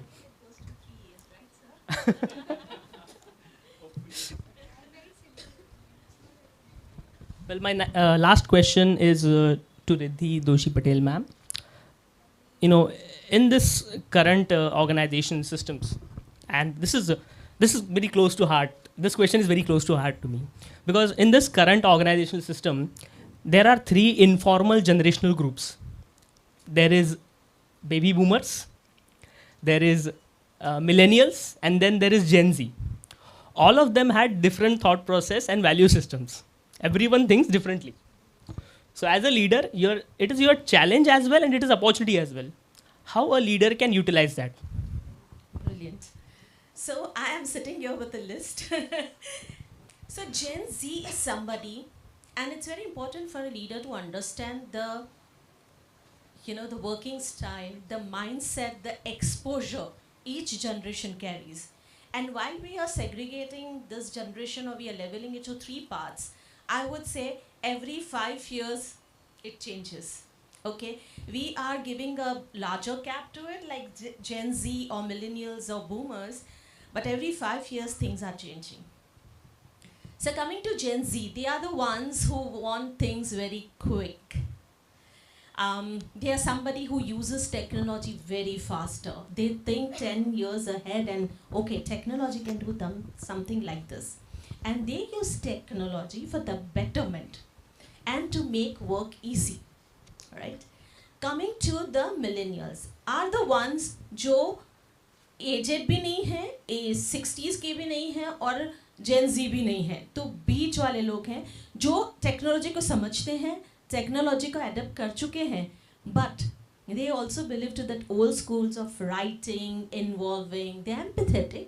I don't say Gen Z is not empathetic, but they put their work first, their career first. I, me, myself, sometimes. While millennials are somebody who uses technology but are also more people oriented. For them, people, emotions, connects, matters, right? And then comes to that boomers. They are the ones, for them, touch, one-to-one connect. Technology दूर दूर की बात है. They have adopted for sure, adapted to the things, but for them, one-to-one talk, one-to-one connect, helping each other, supporting each other, connecting with each other, being empathetic, listening to unsaid emotions, feelings, and the body language and the soch are the ones who are boomers. Now, it's a huge responsibility for a leader to combine all this and get the maximum for the organization. And here, two things which works for the leader is one, listening, and two, empathy. Or I would add three, that is emotional quotient. Very important that the leader understand her or his emotions. Unless and until you understand your emotions, your capability, your what is happening within, अंदर क्या धमाल मची है, आप दूसरे को नहीं समझ पाओगे. So it is important for the leader to understand his or her emotions. Second important thing is empathy. And third, listen. Because if the leader would not understand the concepts, would not listen to the other person, okay? Here I would not only put up generations, I would also make it to word inclusive, because it can be gender, it can be generation, it can be anything. It is important for the leader to listen and then say something, react, speak. So these three things are very important when it comes to taking the maximum and helping the organization grow by using the best of all the three levels of generations what Bhagwat just mentioned. I would also put up that every 5 years things are changing. So a leader has to be running at the pace of next 15 years. He has to think what will happen next 15 years and how the person would be able to do it. Again, I relate it to 3 A's: acceptance, acknowledgement, appreciation of self and others. Thank you so much, ma'am. So I would like to take questions from the audience. Sure, please. That was the fastest hand. I would like to ask the question that what is dharmic way of professional life? Who would like to answer that?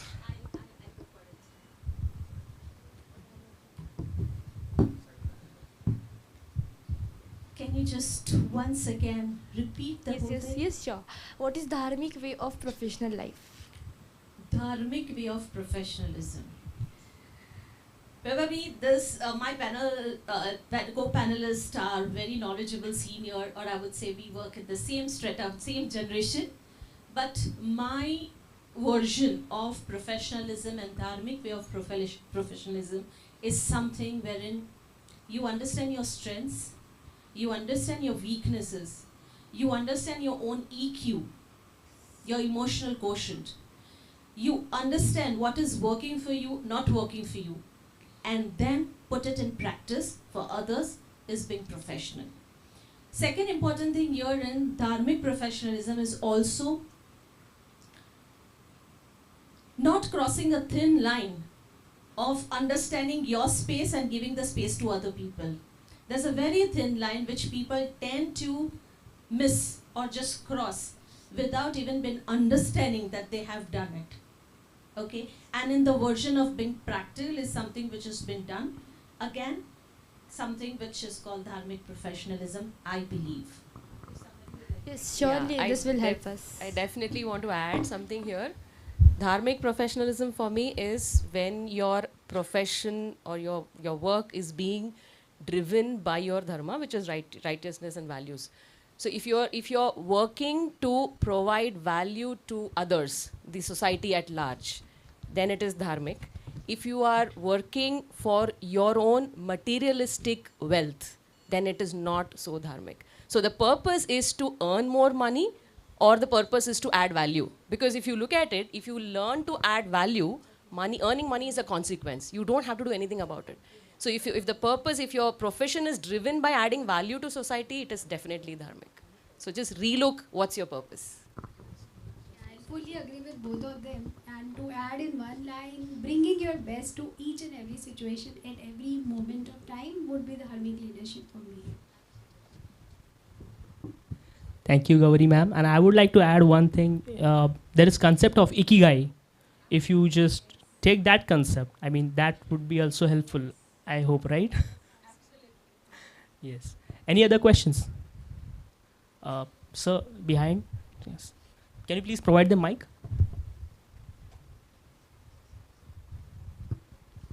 One speaker spoke about mindset. Another speaker spoke about, panelist spoke about mindfulness. But these all things, whatever you spoke, is all intellectual discourse. And these intellectual discourse are not percolated in or imbibed in our habit. It doesn't become, personality doesn't become a habit. What are the ways we can inculcate the, what is that? What you said, madam? Mindfulness. Because this mindfulness must be imbibed and inculcated in all these young generations. Then only they can, if it is percolated in their behavior, in their habit, they will perform everything which is dharmic. Yes, please. That was a beautiful question, sir. Are we ready to do something right now? An activity with me? Okay? You sit there and do it, okay? Come on, shake your hand right. Shake your hand. Right. And your left. And your head. Come on. And baite pair halaiye. Pair. Come on, do it. Good, do it. Try. For this one second, did you think about what is going to happen next? Did you think about pehle ke speakers kya bol gaye hain? No, where were you? You were in here and now. And where does this philosophy come from? Have you seen an animal walking on road and been knocked down by any vehicle, or children ne mitti dal diya, kuch dal diya? What they do? Do they be there in that space? Do they? No, what do they do? Let's get up, shake off and start moving, right? This is something which we need to imbibe. While we are talking about big leadership, dharmic, professionalism, while we are using big jargons, the simplest version of mindfulness is being in here and now. And how do you do it? Not in the past, not in the future. Think of present. What are you doing? How are you taking things in your life? What are you learning each moment? Are you connecting with people?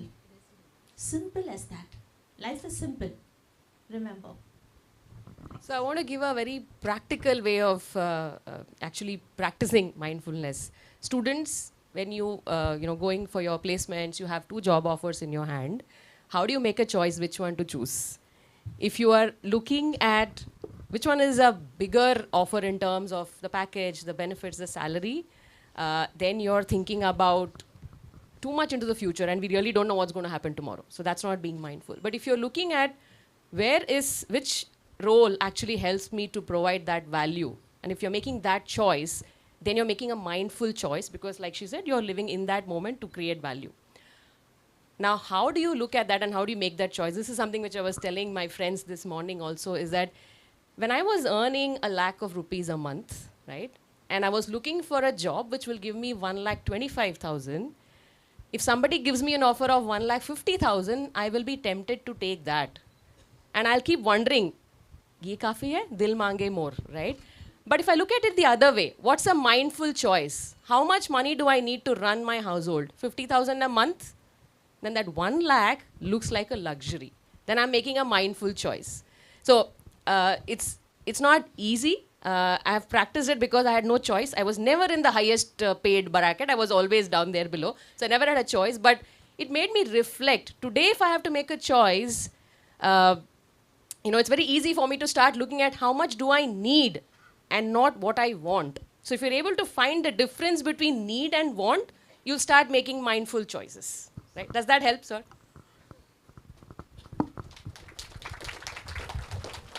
Basically, the negativity in mind with respect to hatred and cravings, this has to be removed. Unless and until you remove the cravings, all kind of cravings and all kind of hatred, true mindfulness won't come. What we said, how much we need and how much we should expect. So that depends on how much craving you have. And that craving and hatred has to be removed. And that for that we need to practice, do something, not just by listening the seminar. Because it is intellectual discourse. By reading the textbooks and by listening the seminars, hatred and cravings cannot be removed. It has to be removed by cultivating some practices which will improve your mindfulness. And that will create a good mindset. And that will be real dharmic leadership. That will create real dharmic leaders. Thank you, madam. That also takes me to add here is that it is important that the generation learns from the parents. Being a practicing child psychologist, unless a parent let the generation mirror it, they will not be able to understand. So books, and as Sir rightly said, books, Facebook, Instagram, if they could have taught, that would have solved the purpose, but it doesn't, right? So for a leader to create a leader also, it has a lot to do with the parents. Mindful parenting works there. Yes, please. We have time. 2 minutes. Yes, please. The future of leadership is feminine, so they have the first word. I just add a little. This is to the young friends here, the students. This is a practice which I have found useful in relation to the question asked. And that is, I recommend you follow a practice called CCD. C stands for connection. That means spend some time daily in silence to connect with your own soul. And that soul speaks through your inner voice. Second C is correction. See where you made a mistake or something that you regret. I wish I had not said that or whatever. Make a correction there. When we make a correction by maybe saying sorry to somebody, or like in my case, I had stolen something from my college laboratory when I was a student, and I got introduced to this practice at that time, and I went and returned it. I found it gave me a sense of breathing freedom, and I think it helps to improve mindfulness because that burden is released of having done something wrong.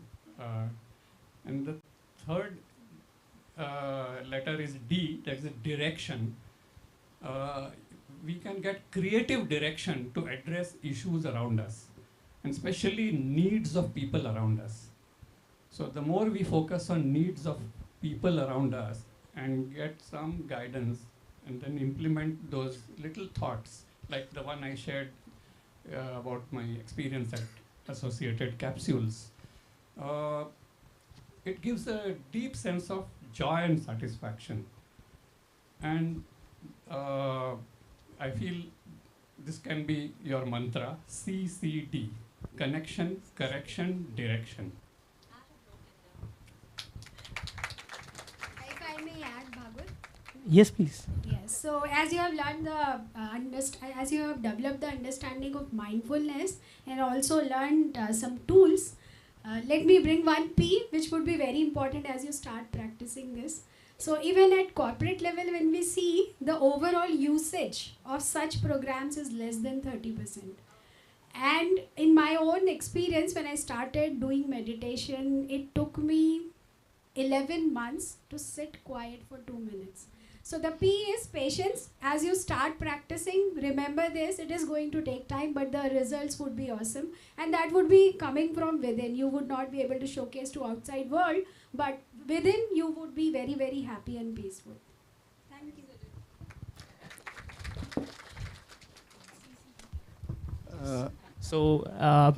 Thank you so much all panel members. Because of the time constraint, we are not able to do questions right now. Remember that CCD is not Cafe Cafe Day. That is the point taken care of. Yes. And yes, I would like to conclude this panel discussion and thank you all the panel members to be here. And thank you for the audience, all audience who heard them and me, especially bear with me patiently. And I would like to conclude this session with the quote of my favorite philosopher, Niccolo Machiavelli. It is not the title that honors men, but the men that honors the title. So we don't have to be in the position of leadership to be a leader. We don't have to be a CEO or CXO or head of the company or any legendary peoples. We just have to follow those values, this ethics, Swadharma, which all the great people followed, which I all mentioned, some of which I mentioned in the earlier statement of mine. Just follow those rules in your life and I hope you will achieve great success in your life. Thank you so much, everyone. And thanks, Bhagwat, for wonderful questions and engagement. Thank you, thank you. I request all our wonderful panelists and a lovely moderator to please take a moment to pose for a picture, as we will love to capture your smiles at this moment. Kindly come.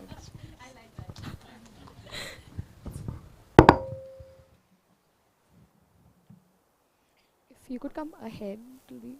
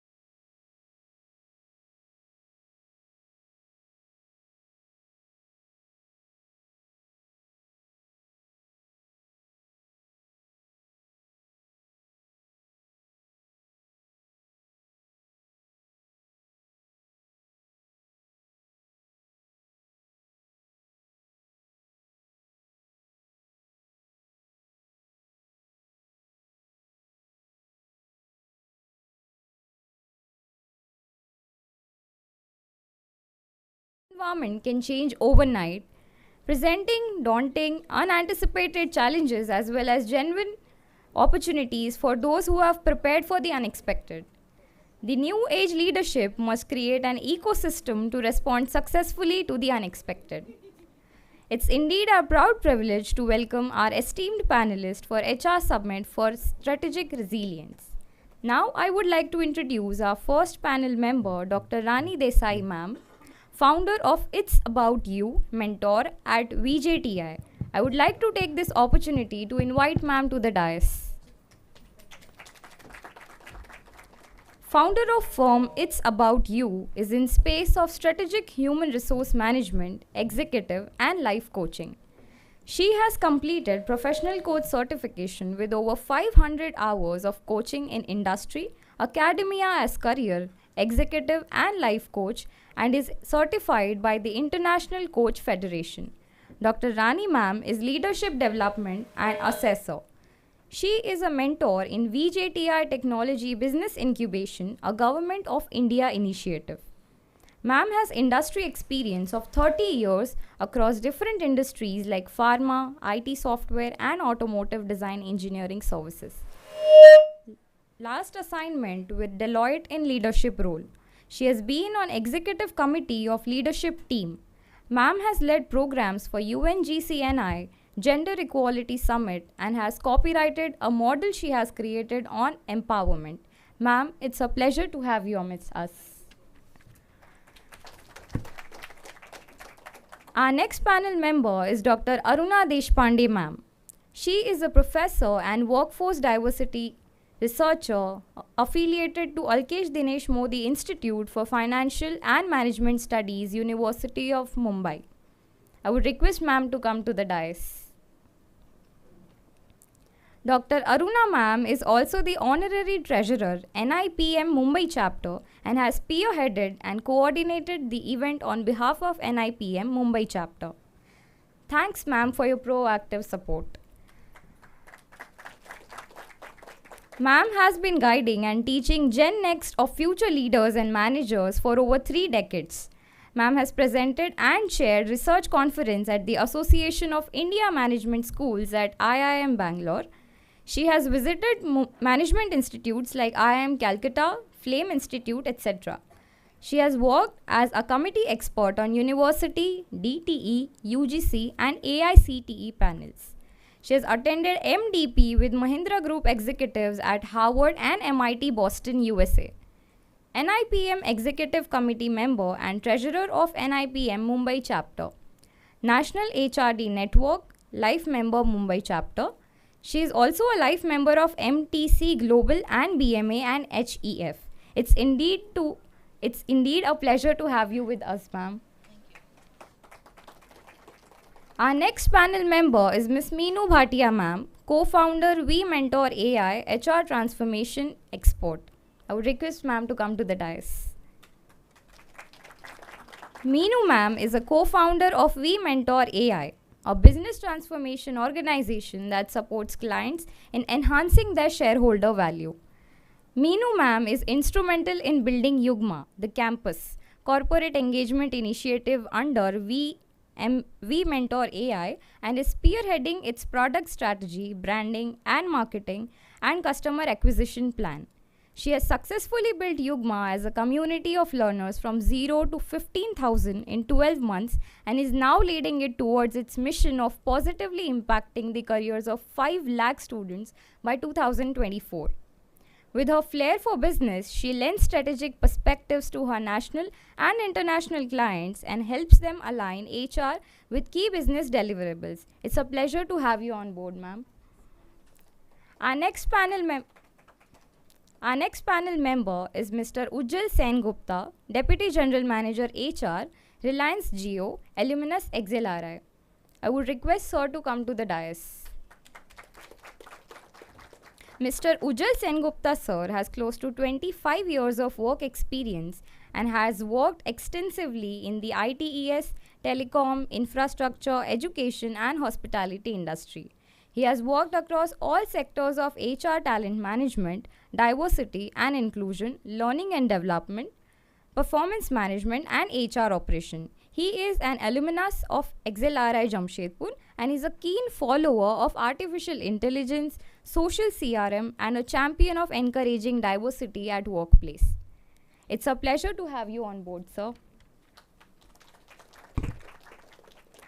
Our next panel member is Mr. Ashish Banka, sir, Head Human Capital and Tech HRBP, Building Credilwise Incorporation, Talent Acquisition Enthusiast.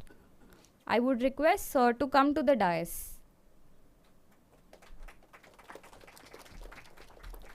Mr. Banka sir has previously worked with esteemed companies Merix NutriSciences, Qatar Airways and Voltas Limited, a Tata enterprise, leading the people function for East and West Zone.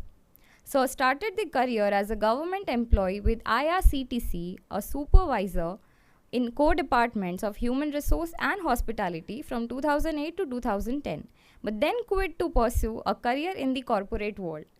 Amongst his achievement, Mr. Banka sir has been awarded the HR Leader Award for contribution to HR fraternity by EUN and IEM in 2022.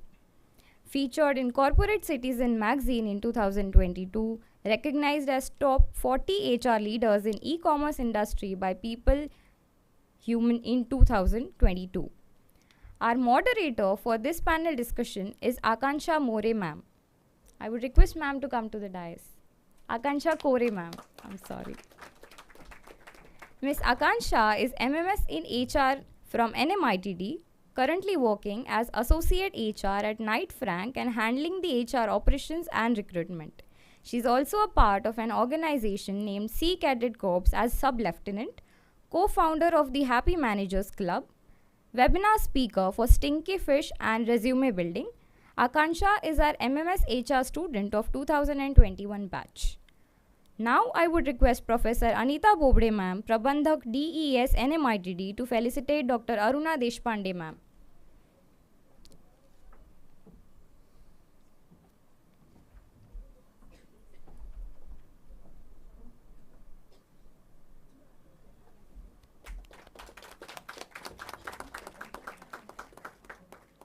I would again request Anita ma'am to felicitate Dr. Rani Desai ma'am.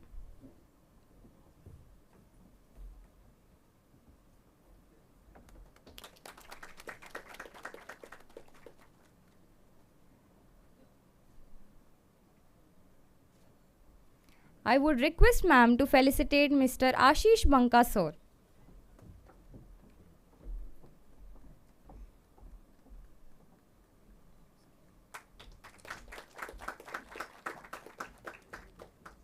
Thank you so much, ma'am. Now I request Associate Director and Prabandhak DES NMITD, Dr. Rasika Malya ma'am, to felicitate Ujjal Sengupta sir.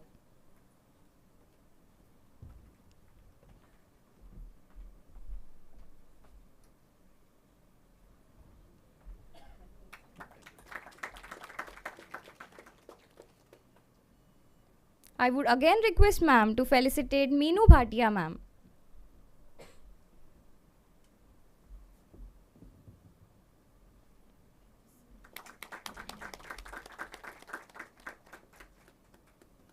I would request ma'am to felicitate Akanksha Kore ma'am.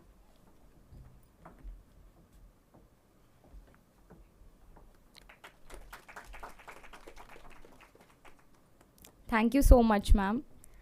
To set the ball rolling, I would now request Akanksha Kore ma'am to start with the panel discussion. Thank you so much for a great introduction of me as well as our panel members. Okay, so now to start with, I hope I'm audible, right? Okay. So then building resilience, is an important part of growth for people and also an important part of change. There are several ways to inculcate this resilience into humans by inspiring and inculcating it to them. Resilience is accepting the new reality. Even if it is less good than right now what you're having or you have already had. So either you can fight it, either you can do nothing about it, just yell, scream and sit upon it, or else you have to stand up to put things together that are good. To put a quote by Steve Mirobi, life does not get easier or more forgiving. We get stronger and more resilient. Now, keeping this quote in our mind, my first question goes to Miss Meenu ma'am, that ma'am, as you're associated with the corporates as well as with the students due to We Mentorai and Yugma, what is your opinion about the VUCA world and the workplace dynamics right now? Thank you so much, Akansha, first of all, and thank you for having me here, all of you. So, let's look at these two words, first of all, strategic and resilience. So when we talk about strategy, to put it in layman's term, it's all about having a plan, having some vision to say where do I want to be, and having some action towards it. Putting some actions towards it to say that this is where I want to be, and that's really in layman's term, what strategy is all about. And when you talk about resilience today, it's more about bouncing back. So there will be hindrances, there will be hiccups, there will be roadblocks, speed breakers bhi aayenge.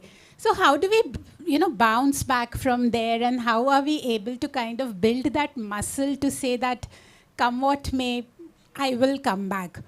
And I think because this audience has both students as well as people representing industry, I would divide the time given to me into addressing these two set of audience. I think for the students, if I were to just leave back one thing is, know where is it that you want to be. Understand your path, understand what do you like, which specialization, which type of careers do you want to be, an entrepreneur or do you want to go into a role. Figure out, who are you in that whole process, and, what do you really want to be for your own self, first of all, and make a path towards it. I think, things will keep happening. Today it's VUCA, tomorrow it's something else. Day after possibly it will be something else altogether. What will not change is each one of you. What will not change is, the strengths that you have, the perspectives that you've built, and, the person the being that you bring into this world. I think that's not going to change. So if I were to give one advice today is focus on that, focus on yourself to say, where do I want to go? And therefore, what do I need to do today about it? If, the first year students are hearing this, you have 2 full years to work on this.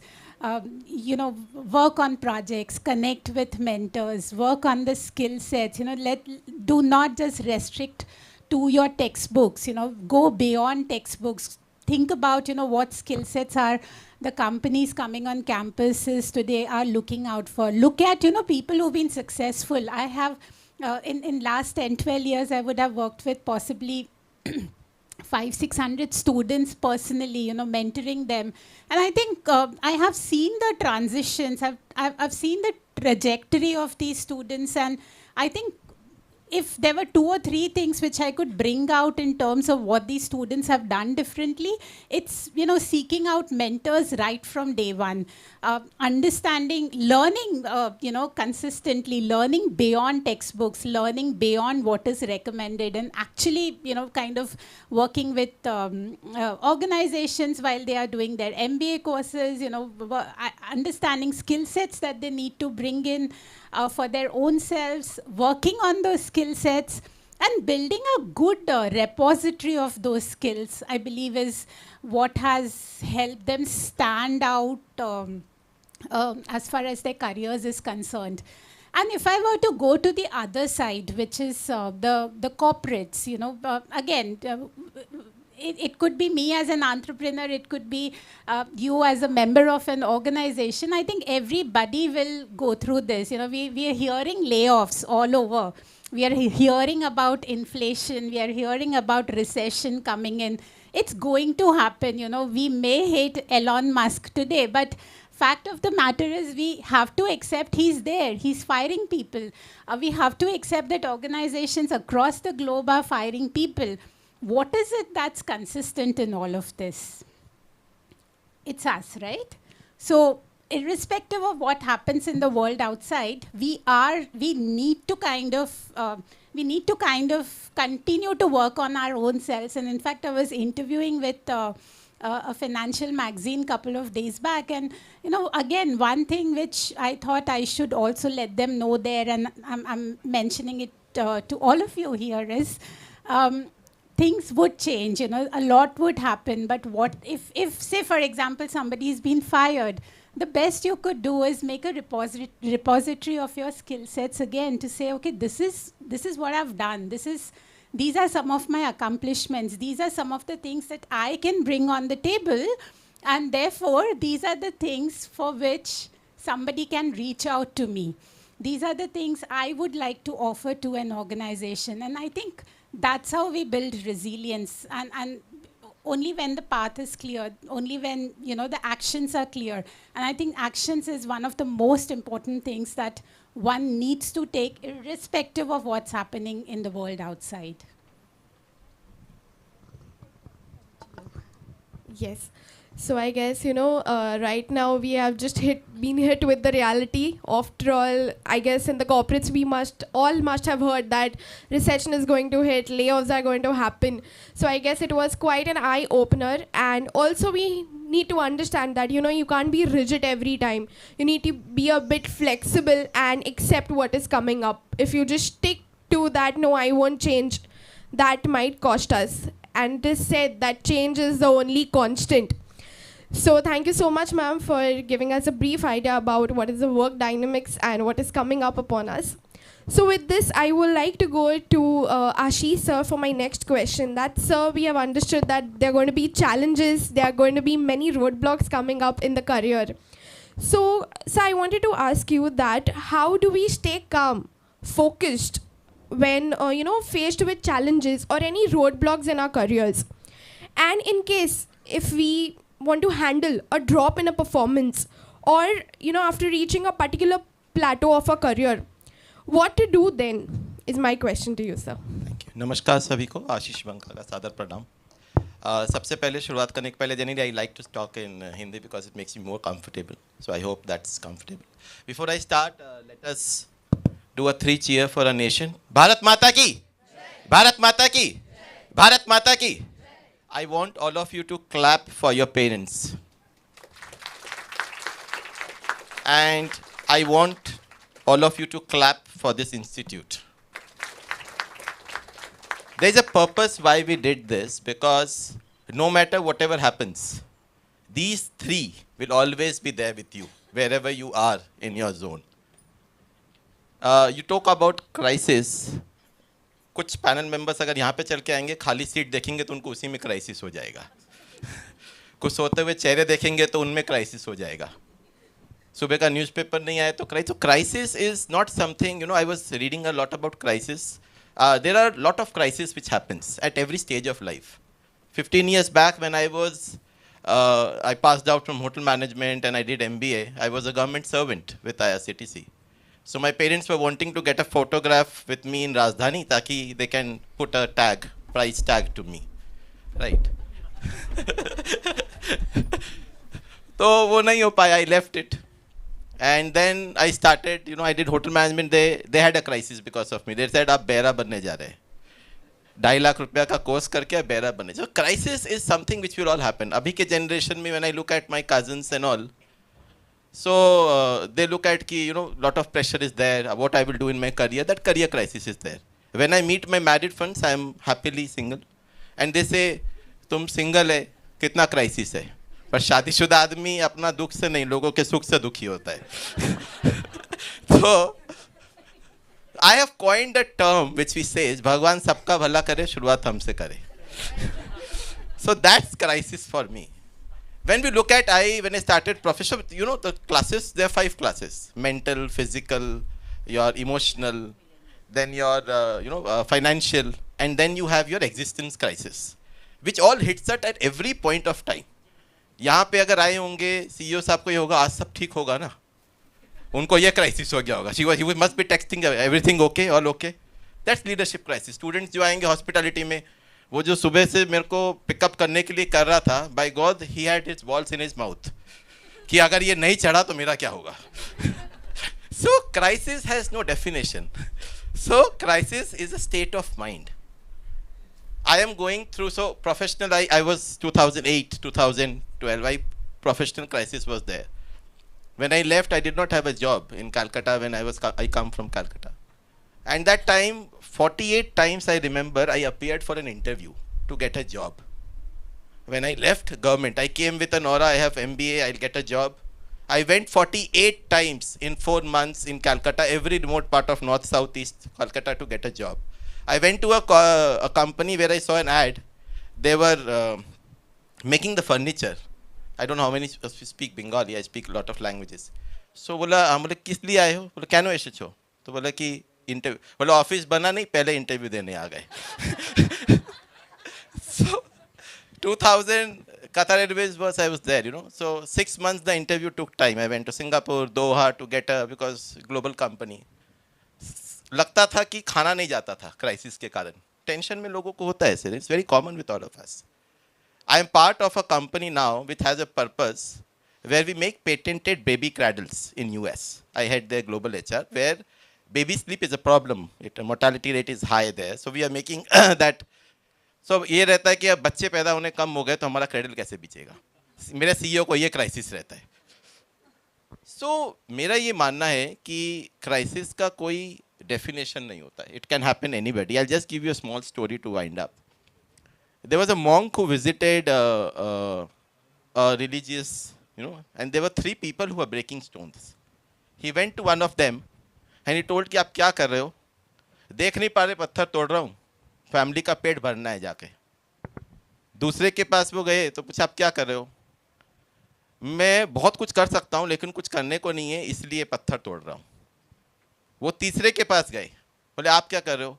कुछ नहीं, कुछ अच्छा बन रहा है उसमें अपना योगदान दे रहा हूँ. आज आप लोग यहाँ पे सब पत्थर तोड़ रहे हो. यहाँ से कोई CEO बनेगा, कोई कुछ नहीं बनेगा, कोई बहुत कुछ बनेगा. क्या बनोगे वो आपके हाथ में है. To have that fine recipe, we need the only one thing which I have found is mentor. I was mentioning I'm very privileged to be sitting alongside Rani ma'am. मैं जब पहली बार 2013 में मुंबई आया था तो पूरा हसल करके हयात में एक सेशन हुआ था. I was working at that time with Qatar Airways and we had a common, you know, I had a friend in Deloitte who was working in a team. तो पूरा हसल करके ना मतलब एक माधुरी दीक्षित वाला फीलिंग था कि कैसे करके रानी मैम के पास जाएं, उनसे बात करें. एंड आई टोल्ड हर अरे यंग जनरेशन में सबको होता है, कॉमन है. आज चांद भी हमारा है, चांदी भी हमारी है. तो स्टोरी में सबसे ज़रूरी जो रेसिपी है ना अच्छा खाना बनाने का, अब वो है एक मेंटोर का. The sooner we find a good mentor, whether it is personal, professional, whatever, he will show you to the right guidance of doing the right thing. क्योंकि हम लोग इंसान हैं, we are face of mistakes, regrets. अभी मैं आते आते I am going through a personal loss. आते आते मैं उस पर चढ़ गया वो रंगोली पे, तो सारे स्टूडेंट्स का हार्ट बीट स्किप हो गया. उनको लगा और 2 कदम चल गया तो हमारा. तो आई सेड सॉरी. मैं क्या कर सकता हूँ, बना तो नहीं सकता, सॉरी बोल सकता हूँ. ठीक है. तो हमारा मेंटोर जो होता है ना वो बहुत ज़रूरी होता है. वो मेंटोर इन तीनों स्टेट में आपको क्या सिखाएगा, मैं आपको विजन चेंज करेगा. To end with first case he will go and he will see कि आप ये मत सोचो कि गुस्से में हो, सोचो कि आप कमा के अपनी फैमिली के साथ वो दिन हैप्पीली बैठ के खाओगे. दूसरे केस में वो बताएगा कि आपके पास कुछ करने को आप बहुत काबिल हो लेकिन दुआ करो कि कुछ तो कर रहे हो. तीसरे केस में जाके वो दिखाएगा कि आपने ये जो फीलिंग खुद में की है ये लोगों को भी बांटो. सो क्राइसिस सबके साथ कभी भी हो सकता है. Find a good mentor, he will hold your hand and guide you at the right step. Thank you. Thank you so much, Ashish sir. I guess, you know, we are right on the track. As our keynote speaker also said that you should have trust in your leader. And so you should have trust in your mentor for if you want to go ahead with the life. Okay. So now, you know, what you said leads me to a quote that was given by Henry Ford. That is, coming together is a beginning, staying together is process, and working together is success. So success has different definitions and everyone has their own perception. So now going towards Aruna ma'am, now that we know that, success is not only about taking one step ahead, but it is also about taking one step behind and taking a long jump to take a leap ahead. So my next question to you is that, what is your view about the current scenario about diversity, inclusion, equality, and does it has an impact on one's physical and mental well-being? Thank you. Thank you. Can you hear me? Yes. So good afternoon to all of you all. I being from an academic background for last 3 decades and seeing the academic part, like I'm in a management institute with students and teachers with me. Okay, and in this 3 decades journey that we have gone through, there has been, of course, change. Change is constant, change is natural, but we all are here. So that is resilience, how we coped up. COVID taught us how we coped up. We all survived, but we were all together. Okay, we learned to support each other and be there. So when it comes to diversity, when it comes to equality, that is equity and inclusion of all human race together. Like I'm addressing to students and academicians and corporates. We are all humans, isn't it? I came into teaching. I was working before in the government organization. I came into teaching, and today I'm associated with NIPM.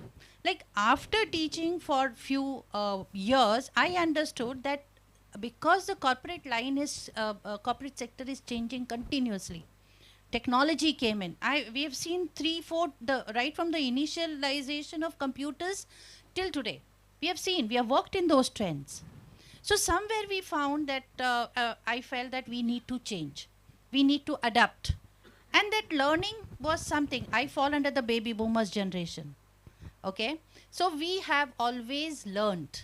We have always been taught to value. We have always been taught to take care of what we have. And always, till day, I'm learning from you all. So this is something that we all nurtured, we grew together. So, I remember in my college days, we had nothing like diversity or inclusion. We were all together. We had different types of students then also. But today the awareness has grown because of so many changes that maybe our generation has only bought in. Because we were in the stream, we were working. So this awareness of working with different types of people, different types of capabilities, different types of generations, different types of work cultures created by these generations, the values and beliefs, isn't it? Is something that we need to, we need to think what others think and then adapt. And that's how I have grown. So I joined coming back to that same journey of mine, like in teaching I found the changes and I didn't know, it was, especially during the recession, 2008-10, in that phase, I found that blocky, this is just too much. And technology was maturing. Internet and Wi-Fi was coming into the system. So then I joined this NIPM. I took their membership because I said, I want to know the corporate field. If I'm going to stand there and teach HR, I need to know how corporates are there. Okay, and there came in an exposure. Different types of HR people, different types of companies, and NIPM as you all might have, you all might be aware about the evolution. It is basically from the IR stream, industrial relations, factories. They come from that era, and the NHRD part is the developmental aspect, which talks of human resource development, training, emotional intelligence, OD, and all those. But when we come to NIPM, in NIPM we understood how actually organizations, see this again, there was a transition of corporate eras, that is from public sector to private sector, service sector coming, turmoil in the economic changes, how companies are adapting. We saw the bubble burst also of those companies who could not adapt to technology. So, how these. And in this whole story, who is the one who is responsible for all this? The human resource. the employees working in the organization. People who are willing to change, people who are willing to learn will always survive. But people who feel that they can't learn, with due respect, okay, either that's how from HR we know, we all experts here on the panel here, that organizations have their ways and means to channelize their resources. Yeah, so from that perspective, you as academicians or you as future students, change is something which is inevitable. And for you, it is going to be exponential change because you all are dealing with AI. You are going to be exposed to technology at an exponential level where the results will be global. The cause and effect. And today when we were in the sitting in the conference room there, that time sir said that it is when you are working or when you are doing business, you need to understand your market first. You can't say that I am functionally specialized in, say, finance, marketing, HR, or operations. You have to look at market and see that how you combine all these functions and sustain in the market. And this is going to be your future. And that really gave me that feeling, oh wow, this is a lesson for my next batch coming in. That we have to look at the interdependence of all these functions together. Yeah, and because each and every, we know that they are all interdependent. When we are working, when you are working with technology in your hand, you will understand your decisions will be all interdependent. So you have to be aware about the cause and effect of all this. So that's going to be a new learning for your generation. So these changes are going to be there and you will adapt. We adapt it, so you will pakka adapt. Yeah, thank you. Thank you, ma'am. So keeping in mind the lesson that, the one who adapts to the changes is successful, we go towards the next question for Ujjal sir. Sir, having a brief scenario about the diversity, inclusion and equality, I would like to ask you that what is your idea about work, workplace and type of work? And also, sir, as we were being hit by the pandemic, we know that, the work culture has changed. So what is your idea about the two work cultures or the two work types, that is specifically the work from home and the work from office culture? Very nice question, Akanksha. New age leadership, leadership resilience is, I would give the example. How many of you have heard about Kapil Dev, Dhoni speaking? Recently a video was very viral of Kapil Dev speaking on leadership, right? So it's all about passion, right? We have seen, players saying, बहुत tension है ICC में, बहुत pressure है, right? And you as students also undergo pressure.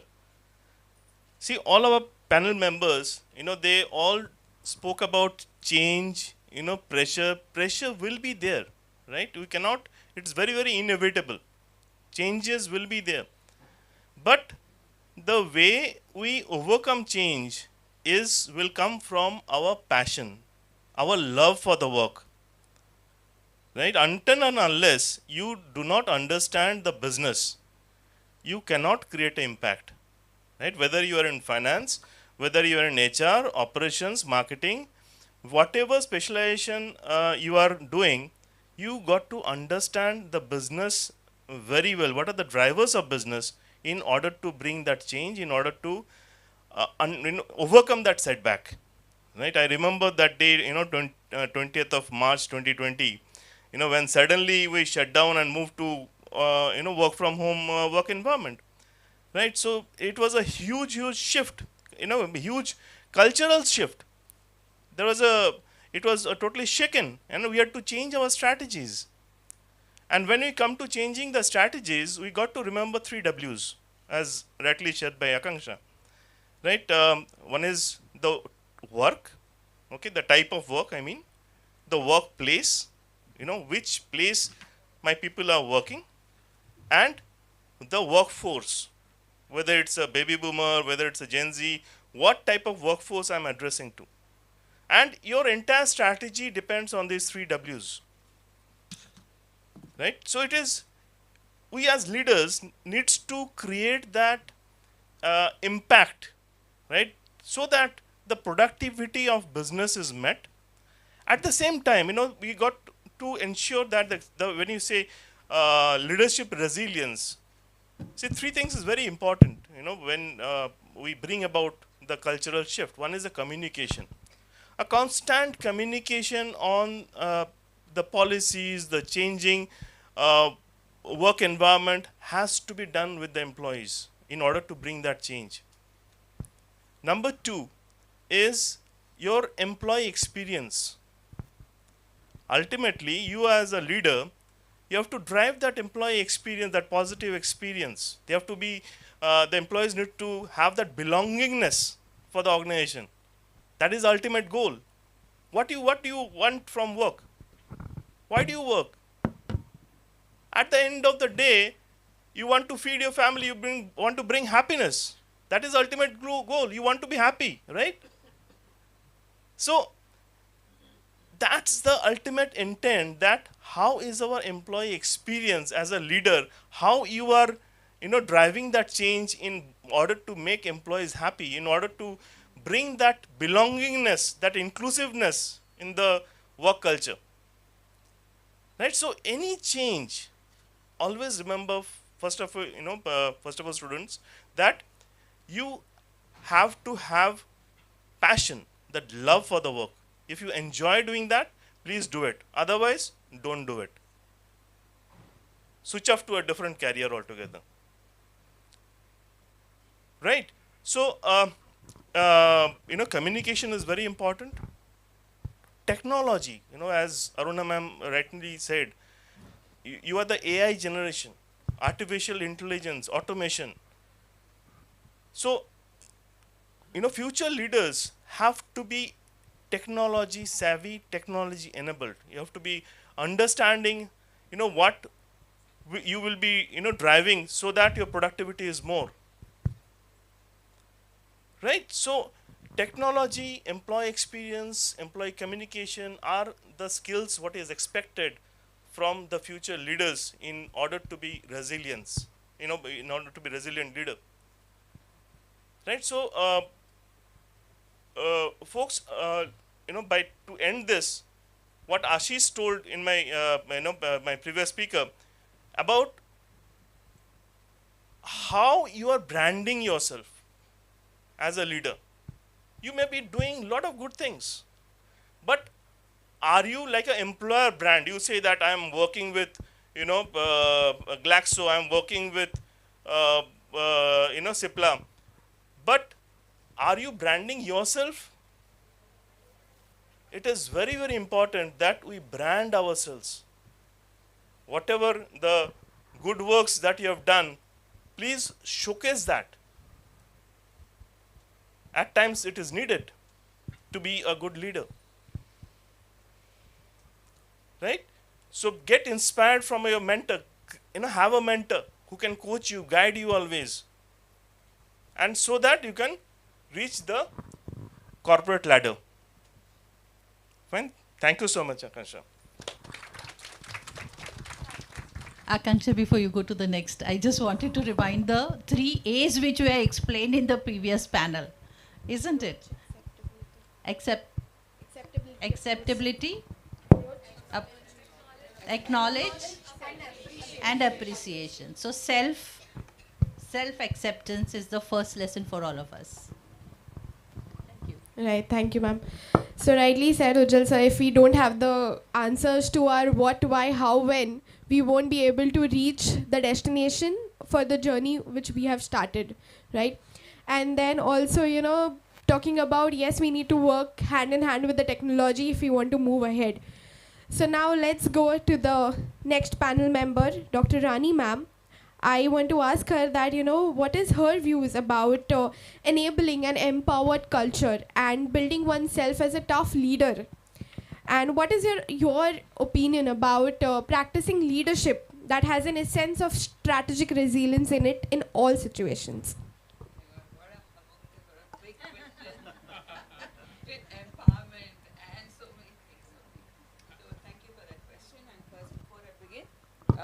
I would like to thank the college, the DES and Kirti College and the management and the principal, Dr. Anita ma'am, for inviting me here as a panel speaker. And thank you for giving this opportunity to share a few thoughts on the and the topic being the strategic resilience. Okay, it's a very, very big question that you have asked, a very large question. So for the benefit of, we have the students and we have the industry practitioners, which is itself by itself a very wide gap between the two, as practitioners and as students. So let me first take a very, very broad perspective and talk about something at a very nature level, nature that we all live in, and then go to each of the respective categories like student and the practitioners. So when we talk about strategy, what is that strategy? It is something that we are planning for. We are planning for the certainty and we are planning for the uncertainty. And that is something that's not very new or different for us, whether we are a student or we are a practitioner, whether in a housewife or a homemaker or a professional. And that is something that each one is doing in one's own space every day, day in and day out. When we look at the nature, okay, what do we see? If just imagine going and standing at the seashore, and what do we see? The waves coming and hitting and going back, hitting and going back. But does the wave ever say that, oh my God, I'm not able to settle down, so I won't come in form of a wave? But that doesn't happen. The wave keeps coming back and keeps going back, keeps coming. So there is a monotony, there is a kind of a impact that it is creating. At the same time, what is happening is that each one of us in our own spaces, when we talk of resilience, and like you said that earlier, that it is accepting the reality, it is accepting those setbacks, it is accepting those hits that we get, the crisis like what Ashish ji brought about, and hits there, and how do we come back and manage those situations of crisis or those setbacks and the little drawbacks that we get in our life. And that is the whole piece about what we experience for ourselves. And similarly, the waves which come and hit the sea, the shores, it comes back again with the same speed and the gusto, managing and at times, trying to break through the boundaries which are created. So this, if we look at an analogy of our own strategic resilience in every space and sphere, I mean, then it is easier to understand what that resilience is all about and how we can cope up with these resiliences, especially when we talk about the VUCA times. Now, what is VUCA? Anyone? What is VUCA? VUCA is volatility, and this is in the context of the external environment. Volatility, uncertainty, complexity and ambiguity that exist. Did VUCA times never exist, or did it only come up now? No.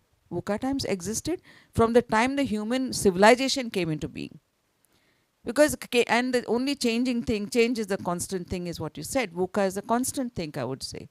And every time the VUCA happened, the change happened, there was a VUCA. There was a volatility, there was an ambiguity, there was a change, there was uncertainty, leading it to different modes of modes of behaviors or the strategy that at that point in time the relevant environments, ecosystems existed. But it was a disruption from maybe even 1,000 years ago, from where or even later, when we heard the first panel talk about the Vedic time, the 300 BCE, etc. There was a very, very different kind of an environment, which was more, if you look at the Gurukul kind of environment, etc., etc. But with the changing times and the changing modalities coming in, there was a VUCA time. It was a disruption. The question is, then, did it not create setbacks and the hitbacks and the crisis? It did. So, but the question is, how do we address it? How did we fight with it? And that is the crux of the bringing in the element of the strategic resilience, in coming back and looking at it. The recent example of the pandemic, I mean, this whole educational institution as an ecosystem went through a drastic change. Who would have thought to go and teach online all the time, not knowing the faces, whether they're sleeping, not sleeping, or the videos would be off, the cameras would be off. But then the question was, deal with it, please. So that is a resilience through which you all came out, right? So the pandemic gave so many lessons. Hybrid mode of working. I've known of my clients who say, no, Rani, please, let's not have a call at this time, okay? Because you know what? I have to go and fetch my child from the school, even now, after this thing. I said, but isn't it supposed to be working hours for you? No, but I have to go and get. So this is, well, so the question is, how is the organization dealing in managing those flexible working hours? Ki nahi bhai, no, I have to go and fetch my child. Acha, okay, so when you have time, you come and work. So this is the resilience that to bounce back with newer solutions is the key. Students, I mean, how many of you have not had failures or, setbacks in terms of your marks or your results? Raise your hand. I think everyone will raise their hand. I expected to get 90%, I got only 70%. And I'll be the first one to raise my hand because I never scored whatever I wanted to. The question is, how did I come back? And that is where we need to talk about our resilience and how do we overcome these crises. Coming from an individual perspective, as whether as students or as professionals, the more important part and is what like the earlier panel members and the panel members here through their experience have talked about. They talked about how do we deal with it. It's about leadership. How do we take the changes? And it is also bringing about the self-awareness. Most important critical thing for us individuals is self-awareness. Are we aware of our emotional quotients? Are we aware of our own what we are going through as individuals and to cope up? Like, Ashish ji mentioned about the crisis. किसी को खाना कम लगा तो crisis है. किसी को कोई इधर खाली seats देखे तो crisis है. Small things matter. But the question is, how self-aware are we in realizing what hits us hard? Only when the self-awareness happens, that is a time when we work on our own areas to say, how do I make myself much more stronger? And that is where the aspect of the courage comes in. The courage to accept what we are, courage to accept what our setbacks are, courage to accept the impact of it. I mean, do we realize that we go and just, some people say, I take pride in saying what is in my mind. I don't hide it myself. Many of you may be doing that. But will that work tomorrow when you become professionals in the corporate world? No. Please. Sorry. You may be very self-aware. I seek whatever I want to. Does that work? No. It doesn't. So have the courage to accept that this will not be acceptable there and change your own your behavior, change your approach to people, change in with that emotional intelligence. And we heard that earlier. A change with the empathy that we heard about from Mr. Rajgopalan, and with the empathy and listening to the other person. So these are the things that you need to be aware of in overcoming those, in coming back and bouncing back and thinking to say, how does this person assess me? How does this person look at me? Okay, so and that is the key in a when you go out in the out there. The next thing is we talked about, I think Gandhi Sahab talked about being humble, the humility part. The humility to accept it, humility to be vulnerable, humility to say that I don't know something. You don't have to know everything, please. That's okay. If you don't know something, it's perfectly fine because we are not born with everything, knowing everything, right? If not, we would be gods. But we are not that. So humility to accept and be vulnerable to say, it's okay, I don't know this, but I have the competence and the ability to learn it. There's no rocket science. You ask me to build rockets, I will say, sorry, it is not, I can't do it. But it's not a rocket science. Something that I can do, I can learn. So having the humility to learn and having the courage to also trust people, building those trusting relationships are the key in when dealing with the resilience, without forgetting the fact that we need to continue to trust people and we need to continue to build relationships with them. One or two bad experiences does not mean that the whole world is bad. And this is where what I am okay, you are okay, etc. talks about, right? Or going on up to say, I'm okay, but you are not okay. The whole world is bad. No, it's not that. It's about that, yes, it's okay. One or two experiences, that's fine, okay. Coming to the organizations and for the practitioners, what becomes important then? When we learn these basics as individuals and go into the corporate, the organization leaders have a greater role to play. Because their resilience is not just in terms of dealing with the crisis of the businesses, but it is about managing those businesses, managing the how do we bounce back, and how do I come back into the business, and what are those business models which will work. Pandemic again gave us many experiences and taught us lots of lessons. Like, Swiggy, who was a delivery of food, became even deliveries of the groceries. Business models, what is it that will deliver? The entire healthcare industry went through a complete transformation. The entire the medical paraphernalia went through a great transformation. Who said that you step in and you keep taking the sanitizer and washing your hand, wiping your hands? Were we used to it? We were not. Who was used to this wearing mask and moving around? The question is, and these authorities and these people at that time, in that period of crisis, the VUCA, that was the biggest VUCA that the whole world faced it at the same time. Across the world, globally, the entire globe, universally we were all impacted. But everybody in their own respective spaces stood by, they stood there, and they came out of that crisis with great patience, with great change in the mindset. So what does it mean as leaders? It needs a great agility and flexibility to mold to those crisis situations and to overcome them, thinking about the newer business models, thinking about newer ways and changed ways of doing things. And this is what it has taught. The second aspect as leadership, and in the case of crisis, is it only then that do as leaders? Now let us take a little different view. That we talked about ourselves, we talked about our own business, about our own industry. But the question is then, can we think about, and here this is where the Dharma leadership comes in, what we heard in the first panel, that when you do something for others, that is where you do Dharma. So it is also as leaders and as organizations, are we following that, are we making others win collaboratively? Do we say, I am in that position, our organization is so big, and we are in a position to help 10 other organizations. And not just by way of funding them or loans, but here there is a very nice book. I would really recommend all of you to read a book by Jeff Immelt. It's called as Hot Seat. Hard-won lessons. Hard, H-O-R-H-A-R-D, hard-won lessons. And there, the Jeff Immelt had just taken over the G from Jack Welch. And about 2-3 days period, in a very short period, there came the 9/11.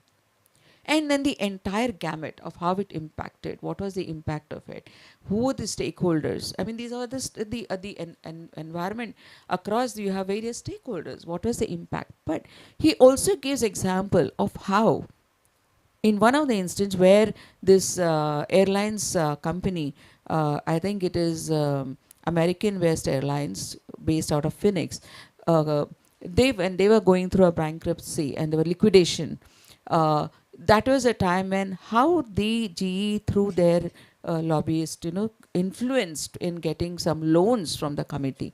And they grew so well, they started doing so well that 4 years later, they took over, I think, US Airways, saving another 30,000 employees. So how do we collaborate and help others win? That's a very, very big example. Coming to a smaller example, and the firm I worked with, in that there is an example I had heard from one of our very senior partners to say that in one of the clients, when the client came with a particular problem and an issue, when the whole piece was evaluated and assessed, it was not really becoming to go positively for the client. So the client said, can you give me a report in a manner where it really benefits me and do with the values and ethics, what we heard in the last session. The firm said, no, we can't do that. Partner said, we can't. We will give you what it is there. The business was lost, no doubt. But however, the same client, 2-3 years later, when his friend, who was also a kind of an entrepreneur and a business, heading a business and promoting, he was a promoter of a very large business, known one. When he wanted some advice and went to him and said that, who do you think I should go to and approach to in case of getting right perspectives on the business, because I want some good advice. He said, please go to this firm. They will not give you wrong advice. They will tell you what it is. So this is how in the collaboration, there was no doubt a setback. The question is that setback based? And if the values and ethics are so strong, it's okay. We don't want it. But the benefit of it comes in some different way when we look at the whole process. And this is where, as leaders, there needs to be a lot of resilience, a lot of patience to come back out of the crisis and move ahead as leaders of the organizations.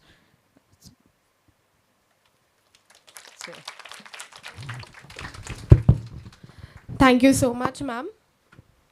So, when you were talking all about this, I guess everyone must have had a little flashback about the timing when we were hit by COVID. If we wouldn't have accepted that situation, I don't think we all would have been sitting here together for this HR summit. The point that we all covered it and conquered it was because of our acceptance towards that situation. We accepted it that, there is no run away from this. We need to accept it.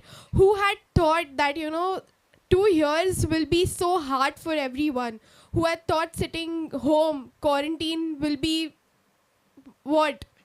Who had thought that we students especially, we had thought that coming back we will be having a great second year, but it shifted to an entire virtual platform which we had to accept. There was no running away. After that, when when we bounced back, that is what is resilience. And that is what we understood, and each one witnessed it around the globe. So now, as we are coming towards the sweet end of this panel discussion, I would like to ask the audience if there are any questions from your side. Yes, we have one here.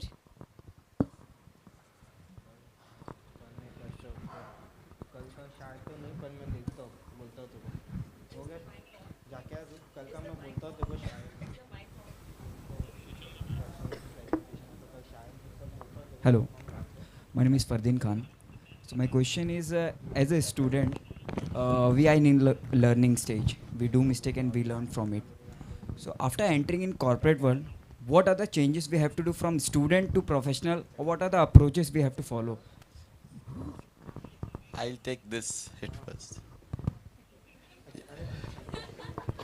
You will start seeing Gandhiji.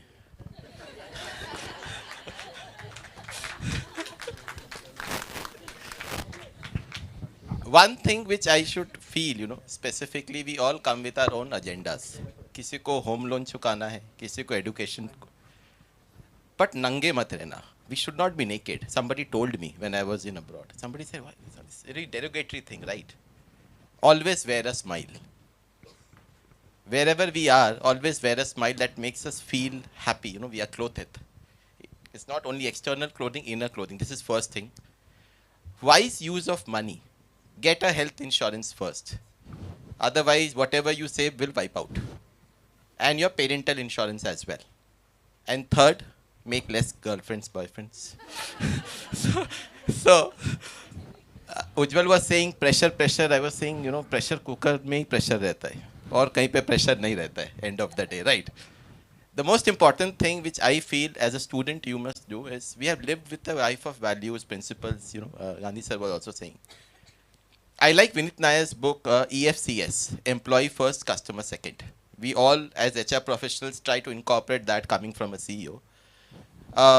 Most important thing is, be a good human being. Parents ko thank you bolna, teachers ko Holi Diwali Ram Ram karna. ठीक है? Go back and say thank you to your maid. Don't bargain with the people who are down if your living standards goes up. I think that is what builds India as a nation, and that's what legacy we want to leave it behind. सबको मिट्टी में जाना है. यहाँ पे सब अपना अपना एजेंडा लेके आए हैं. You have come because of getting a job. Nobody thought we will get into DAS when you were studying. That's reality. Nobody thought somebody will become a CEO of this. We not thought that I will become a HR सब आज मैं सुबह जब आ रहा था ना तो मैं पूछा क्या कपड़े पहनूं, we are very conscious of our clothing, right? Nehru jacket पहने, और ये लास्ट थिंग आपको करना चाहिए, एग्जाम्पल के थ्रू आपको मैं समझा रहा हूँ। तो मैं एक बहुत अच्छा, आई केम फ्रॉम बैंगलोर, तो मैं बहुत अच्छा ब्लू कलर का शर्ट लाया था, मैं बोला उसको अच्छा से है, इसके साथ मैचिंग है, फिर मैंने नहीं पहना वो। Thought came to my mind, I was discussing this with Harin in the morning. यहाँ पे आज हम लोग बैठे हैं, यहाँ पे हम लोग खुद क्या हैं उसके कारण नहीं बैठे हैं, हमारे ऑर्गेनाइजेशंस के ब्रांड के कारण बैठे, because we are brand ambassadors. Do something which lives your legacy behind, कि आप जाने के बाद भी याद रखे जाओ। That is why I did not wear that shirt, I came because I am representing Cradlewise. When I am able to represent myself, I think that will justify my life.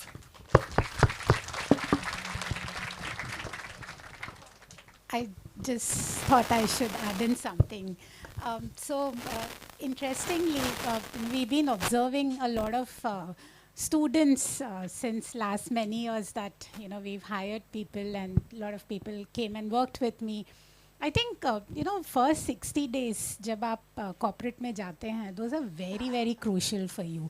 One, because all eyes are on you. People are observing कि आप कैसे कुछ कर रहे हैं, क्या कर रहे हैं, कैसे सीख रहे हैं.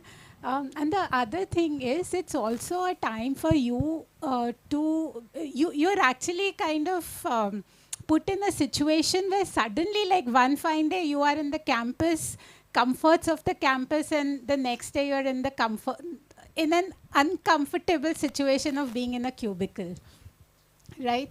So I think first 60 days जो होते हैं ना वो बहुत ही crucial होते हैं, and first 60 days में if you're able to understand the dynamics of the organization, who are the people who are going to who you can reach out to, right? Sir mentioned a while ago, understand the business. कोई भी हो आप, कोई भी field से हो, first go and understand कि पैसे कैसे बनते हैं ये business में, and कहाँ पे जो product है वो उसका product का user कौन है. Understand your customers. A lot of people are scared of sales. And I tell everybody, जब तक आपने sales नहीं किया ना, you will not understand your function. आप अगर HR में भी हैं तो करिए, sales जाके करिए, because that's how you will learn what HR is and who your people are and what problems are they facing. So first 60 days, just understand that. And then you kind of figure out that, okay, now that I understand this business, now that I understand people, what is it that my manager is facing today? क्या problem है उनका जो मैं solve कर सकती हूँ या मैं solve कर सकता हूँ? Ask that question, that okay, how do I support my manager?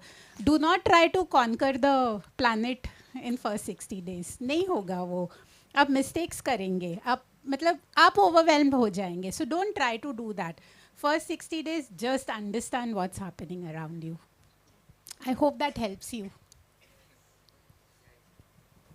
Akanksha, may I add a point?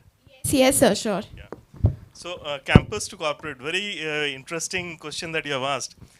See, Ashish right now told, first of all, your energy level, right? What we see at the time of interview is how energy the person is carrying, the smile, right? The grooming, that is your branding, right? What you are selling.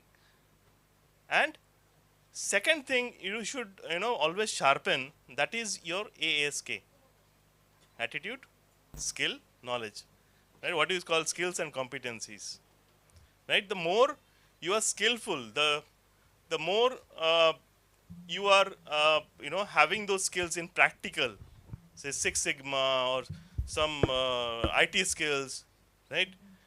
The more you can sell yourself. It's all about selling your skills, right? Marketing, market your skills, right? And other two is your knowledge and your attitude. Whether you are positive, right? Whether you are having those risk-taking capabilities or not, right? We are human beings. We can make mistakes, but are you able to take those risks in business, right? And third thing is, are you business-minded or not? Are you people-centric or not? Are you thinking profitability or not? No organization is a charitable business. We are not doing a charitable organization, right? We are thinking about EBITDA, profit after tax, right? So think in those lines, right? So I hope, I have answered to you, right? Brand yourself well and market your skills. Very, very important. Thank you. I'm sorry to barge in. I loved your smile when I mentioned girlfriends. So, thank you. I generally, so I was talking about a purpose, a very nice thing. Generally हम लोग आते हैं, बोलते चले जाते हैं. तो मतलब we need to come. I generally come. I have a very definite purpose, and that is why I go. I run a mentee model, which I started a year back. So I visited many colleges. सब बुलाते आ जाओ आ जाओ. तो अब आके बोलना मतलब I have a value, right? सब जब जाके बोलते रहेंगे, कोई सुनेगा नहीं सुनेगा. So I thought we cannot have this mentorship. We cannot do that technically. College भी करते हैं तो वो लोग groups में करते हैं. उनको भी commercialize करना है. It's a very business line, and it's fair enough. Nothing wrong about it. What as professionals I have learned, and what I am doing is a mentee model. Every college I go, I throw this open offer to the students. LinkedIn है, आप अपनी एक failure story tag करो और मेरे को tag करो लिख के. The one which I like most, I have 10 mentees across India now. I have taken a personal challenge that I want to see them in next 10 years as a CXO. And they are part of WhatsApp group. We do a lot of stuff. There are people from KIT, IMT, BML Munjal, Kohinoor Business School. I throw this challenge. Generally I don't do because काफी pressure बन जाता है करना. But I like the questions which you have asked. I want to compliment all of you for the quality of the questions. I have not seen last in many colleges which I visited. But a basic lame questions होते हैं. But आपके questions अच्छे हैं. If you write something on LinkedIn, a failure story, and tag me, you will hear from me, and you will be an opportunity to part of that mentee model, free of cost. Thank you. Thank you, sir.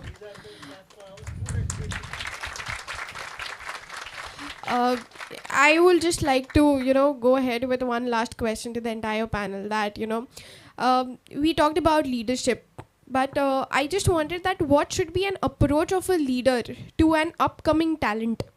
Whether it should be kind of a good one as an appreciative one, or it should be kind of that, oh my God, that there's a talent emerging, my place might be in danger. So what is your thought on it?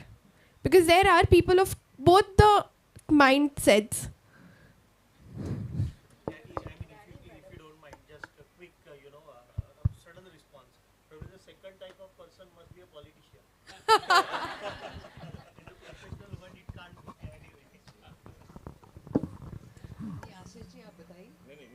बोला था आपको धारा प्रवाह सुनना अच्छा लगता है तो आप ही बोलिए. नहीं, I have only one leader. अब जैसे हम लोग लड़ने जाते हैं, brothers from another mothers. So leaders का आप अपने बच्चों को जैसे ट्रीट करते हो ना घर पे, आपको एक तरह लीडर उसी तरह ट्रीट करना पड़ेगा. मैंने लिखा कि leadership is not about leading people.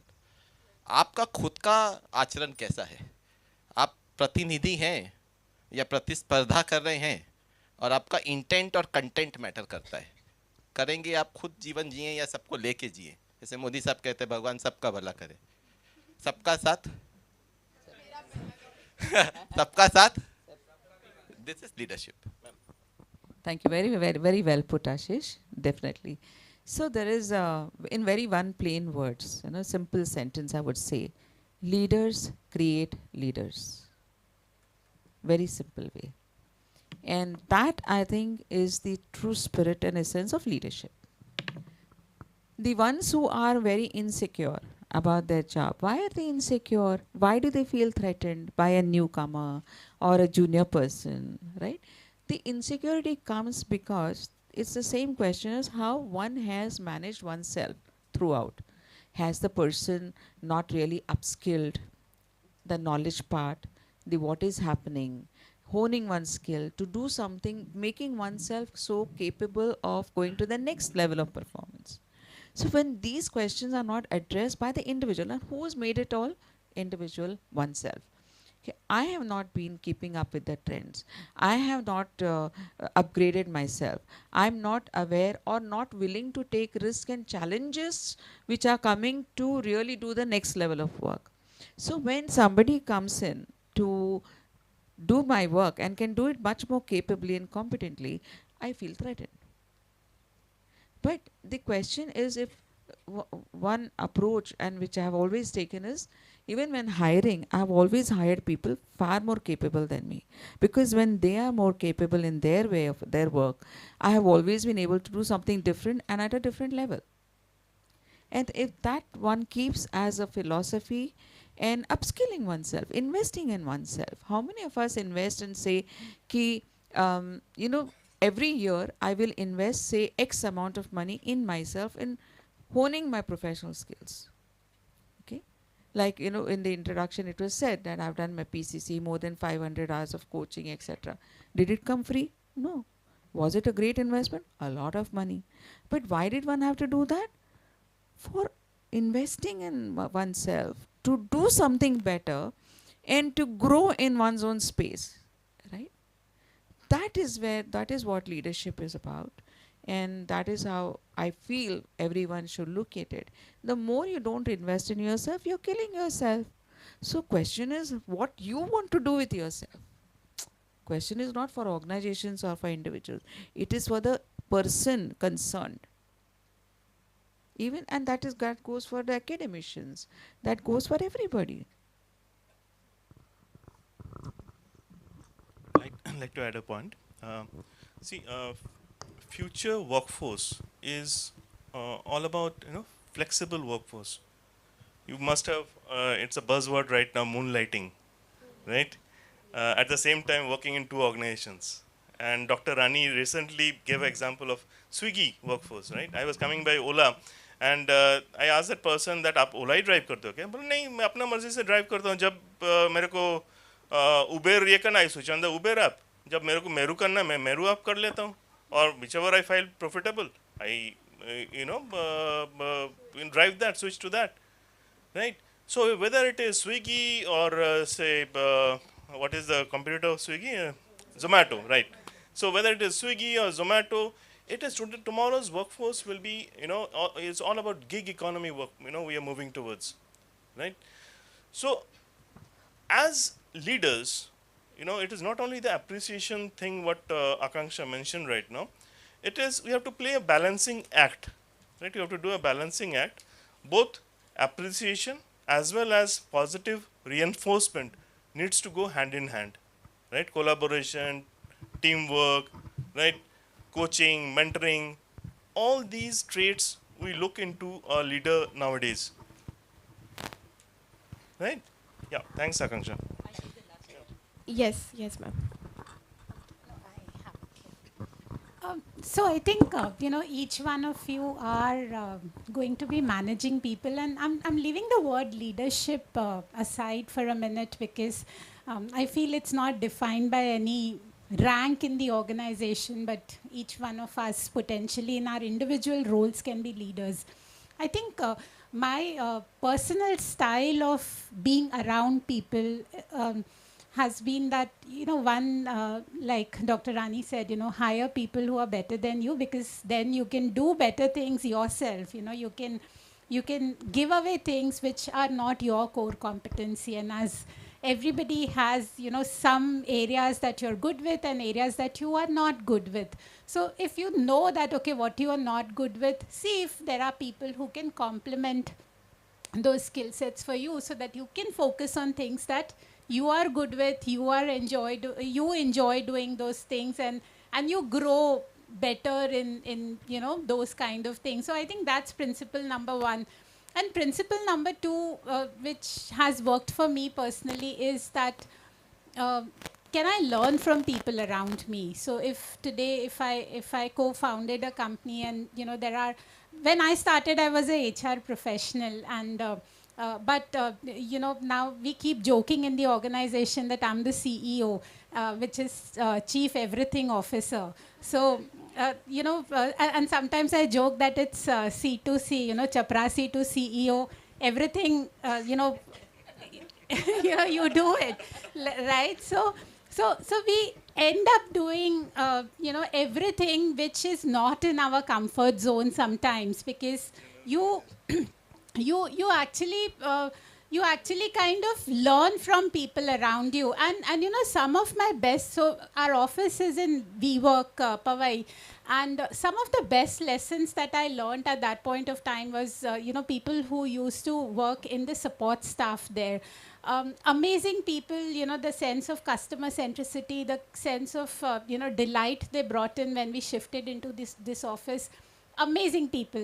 And I thought, you know, these are the people I could learn with. Now, does that make me a leader? Possibly no. Does that make them a leader? Possibly yes, because they are showing examples to everybody in terms of how do you deal with people who are your customers. So I think that's the second principle that I would like to leave with all of you is, you know, can you learn from people around you at whatever level, at whatever stage that you are in, and can you be those role models yourself that, okay, is there a small thing that I can today give away that will, you know, influence people positively or make this place a better place to be at?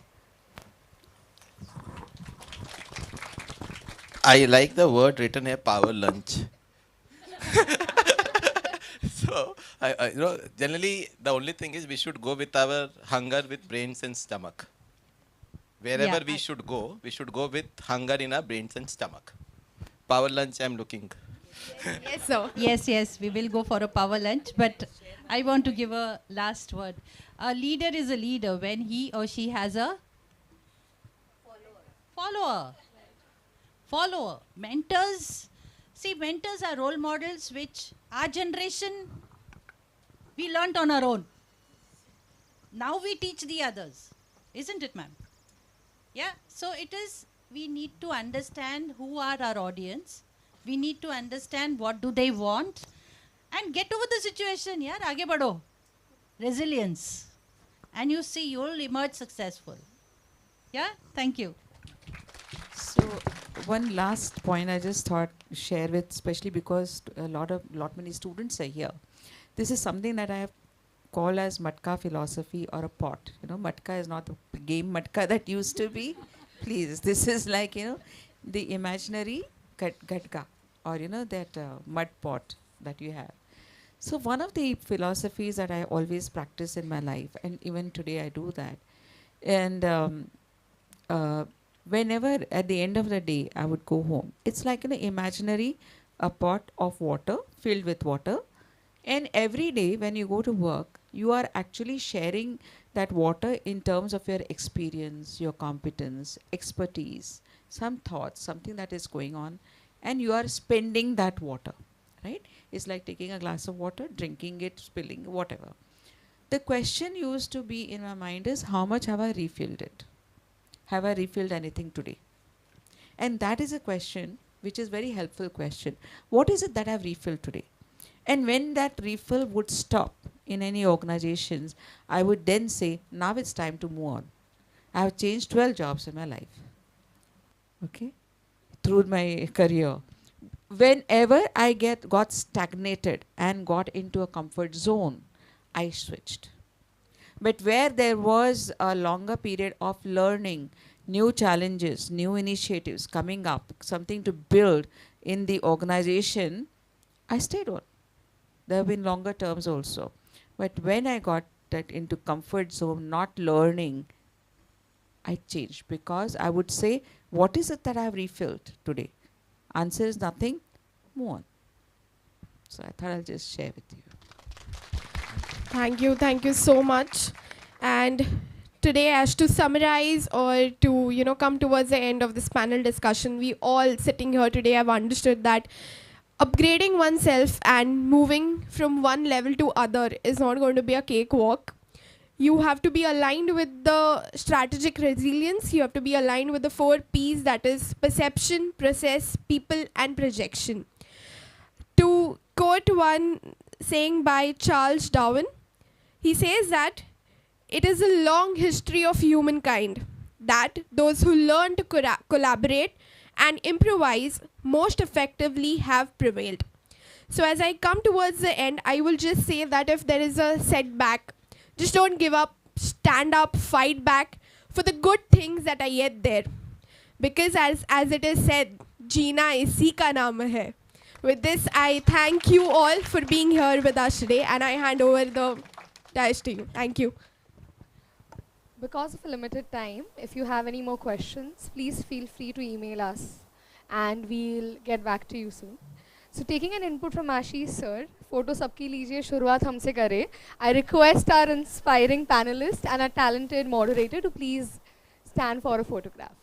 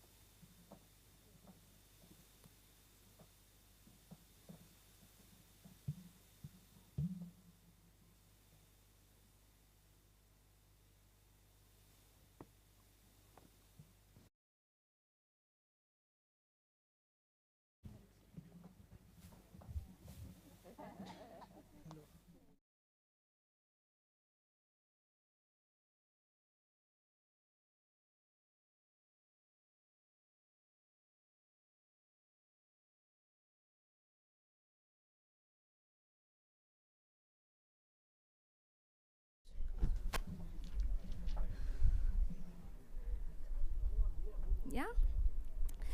It has been such an honor to be a part of this wonderful event. Our horizons expanded us. We heard the eminent HR leaders, HR professionals across the industries who shared their views, experiences, and insight. As all good things must end, so it is for the HR Summit. I now call upon Director Dr. Khamkar sir to propose the vote of thanks.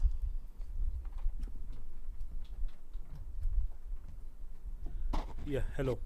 Rather than vote of thanks, I should say I'm here to acknowledge and appreciate all the audience present over here.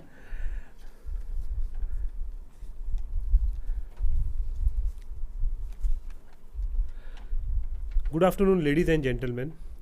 It is indeed my honor and privilege to propose the vote of thanks. First, the Chairman, Council and Governing Body, Deccan Education Society, Honorable Dr. Sharad Kunte sir, Keynote Speaker, Shri Raj Gopalan Purushottam sir, Honorary Treasurer and Vice Chairman, NIPM, Dr. Aruna Deshpande Madam, for gracing the occasion and for their insightful address. We acknowledge the contribution of DS Trustee, Chairman of DS Mumbai Campus, Advocate Shri Neil Hegekar sir. We also wish to place on record our deep sense of appreciation to Mumbai Board members and Prabandhaks of DS. I am also thankful to all the panelists, moderators and delegates. I also appreciate the relentless efforts of all committees and its members to make the event a grand success.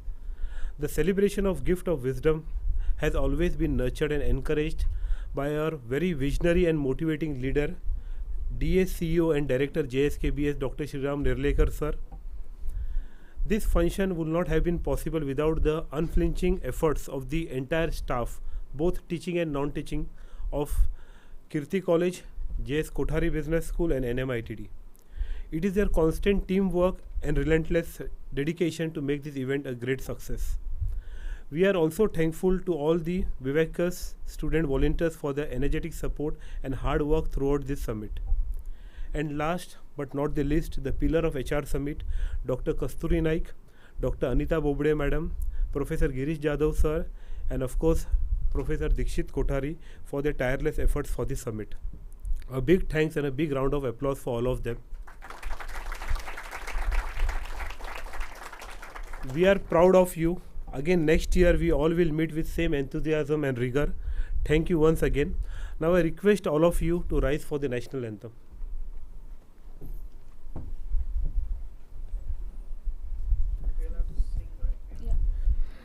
I would request everyone to kindly sing along the national anthem.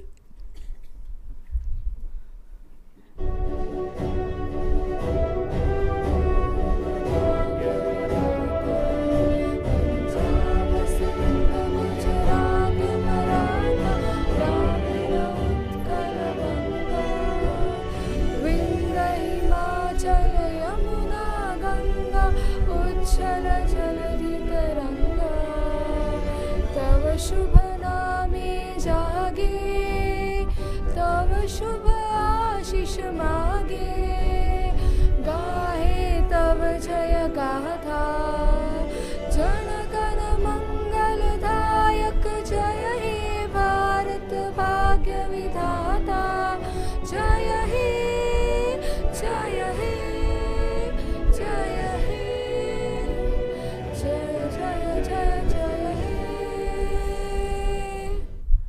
Bharat Mata ki Jai. Vande. Mataram. Now we all will join for the lunch. Thank you.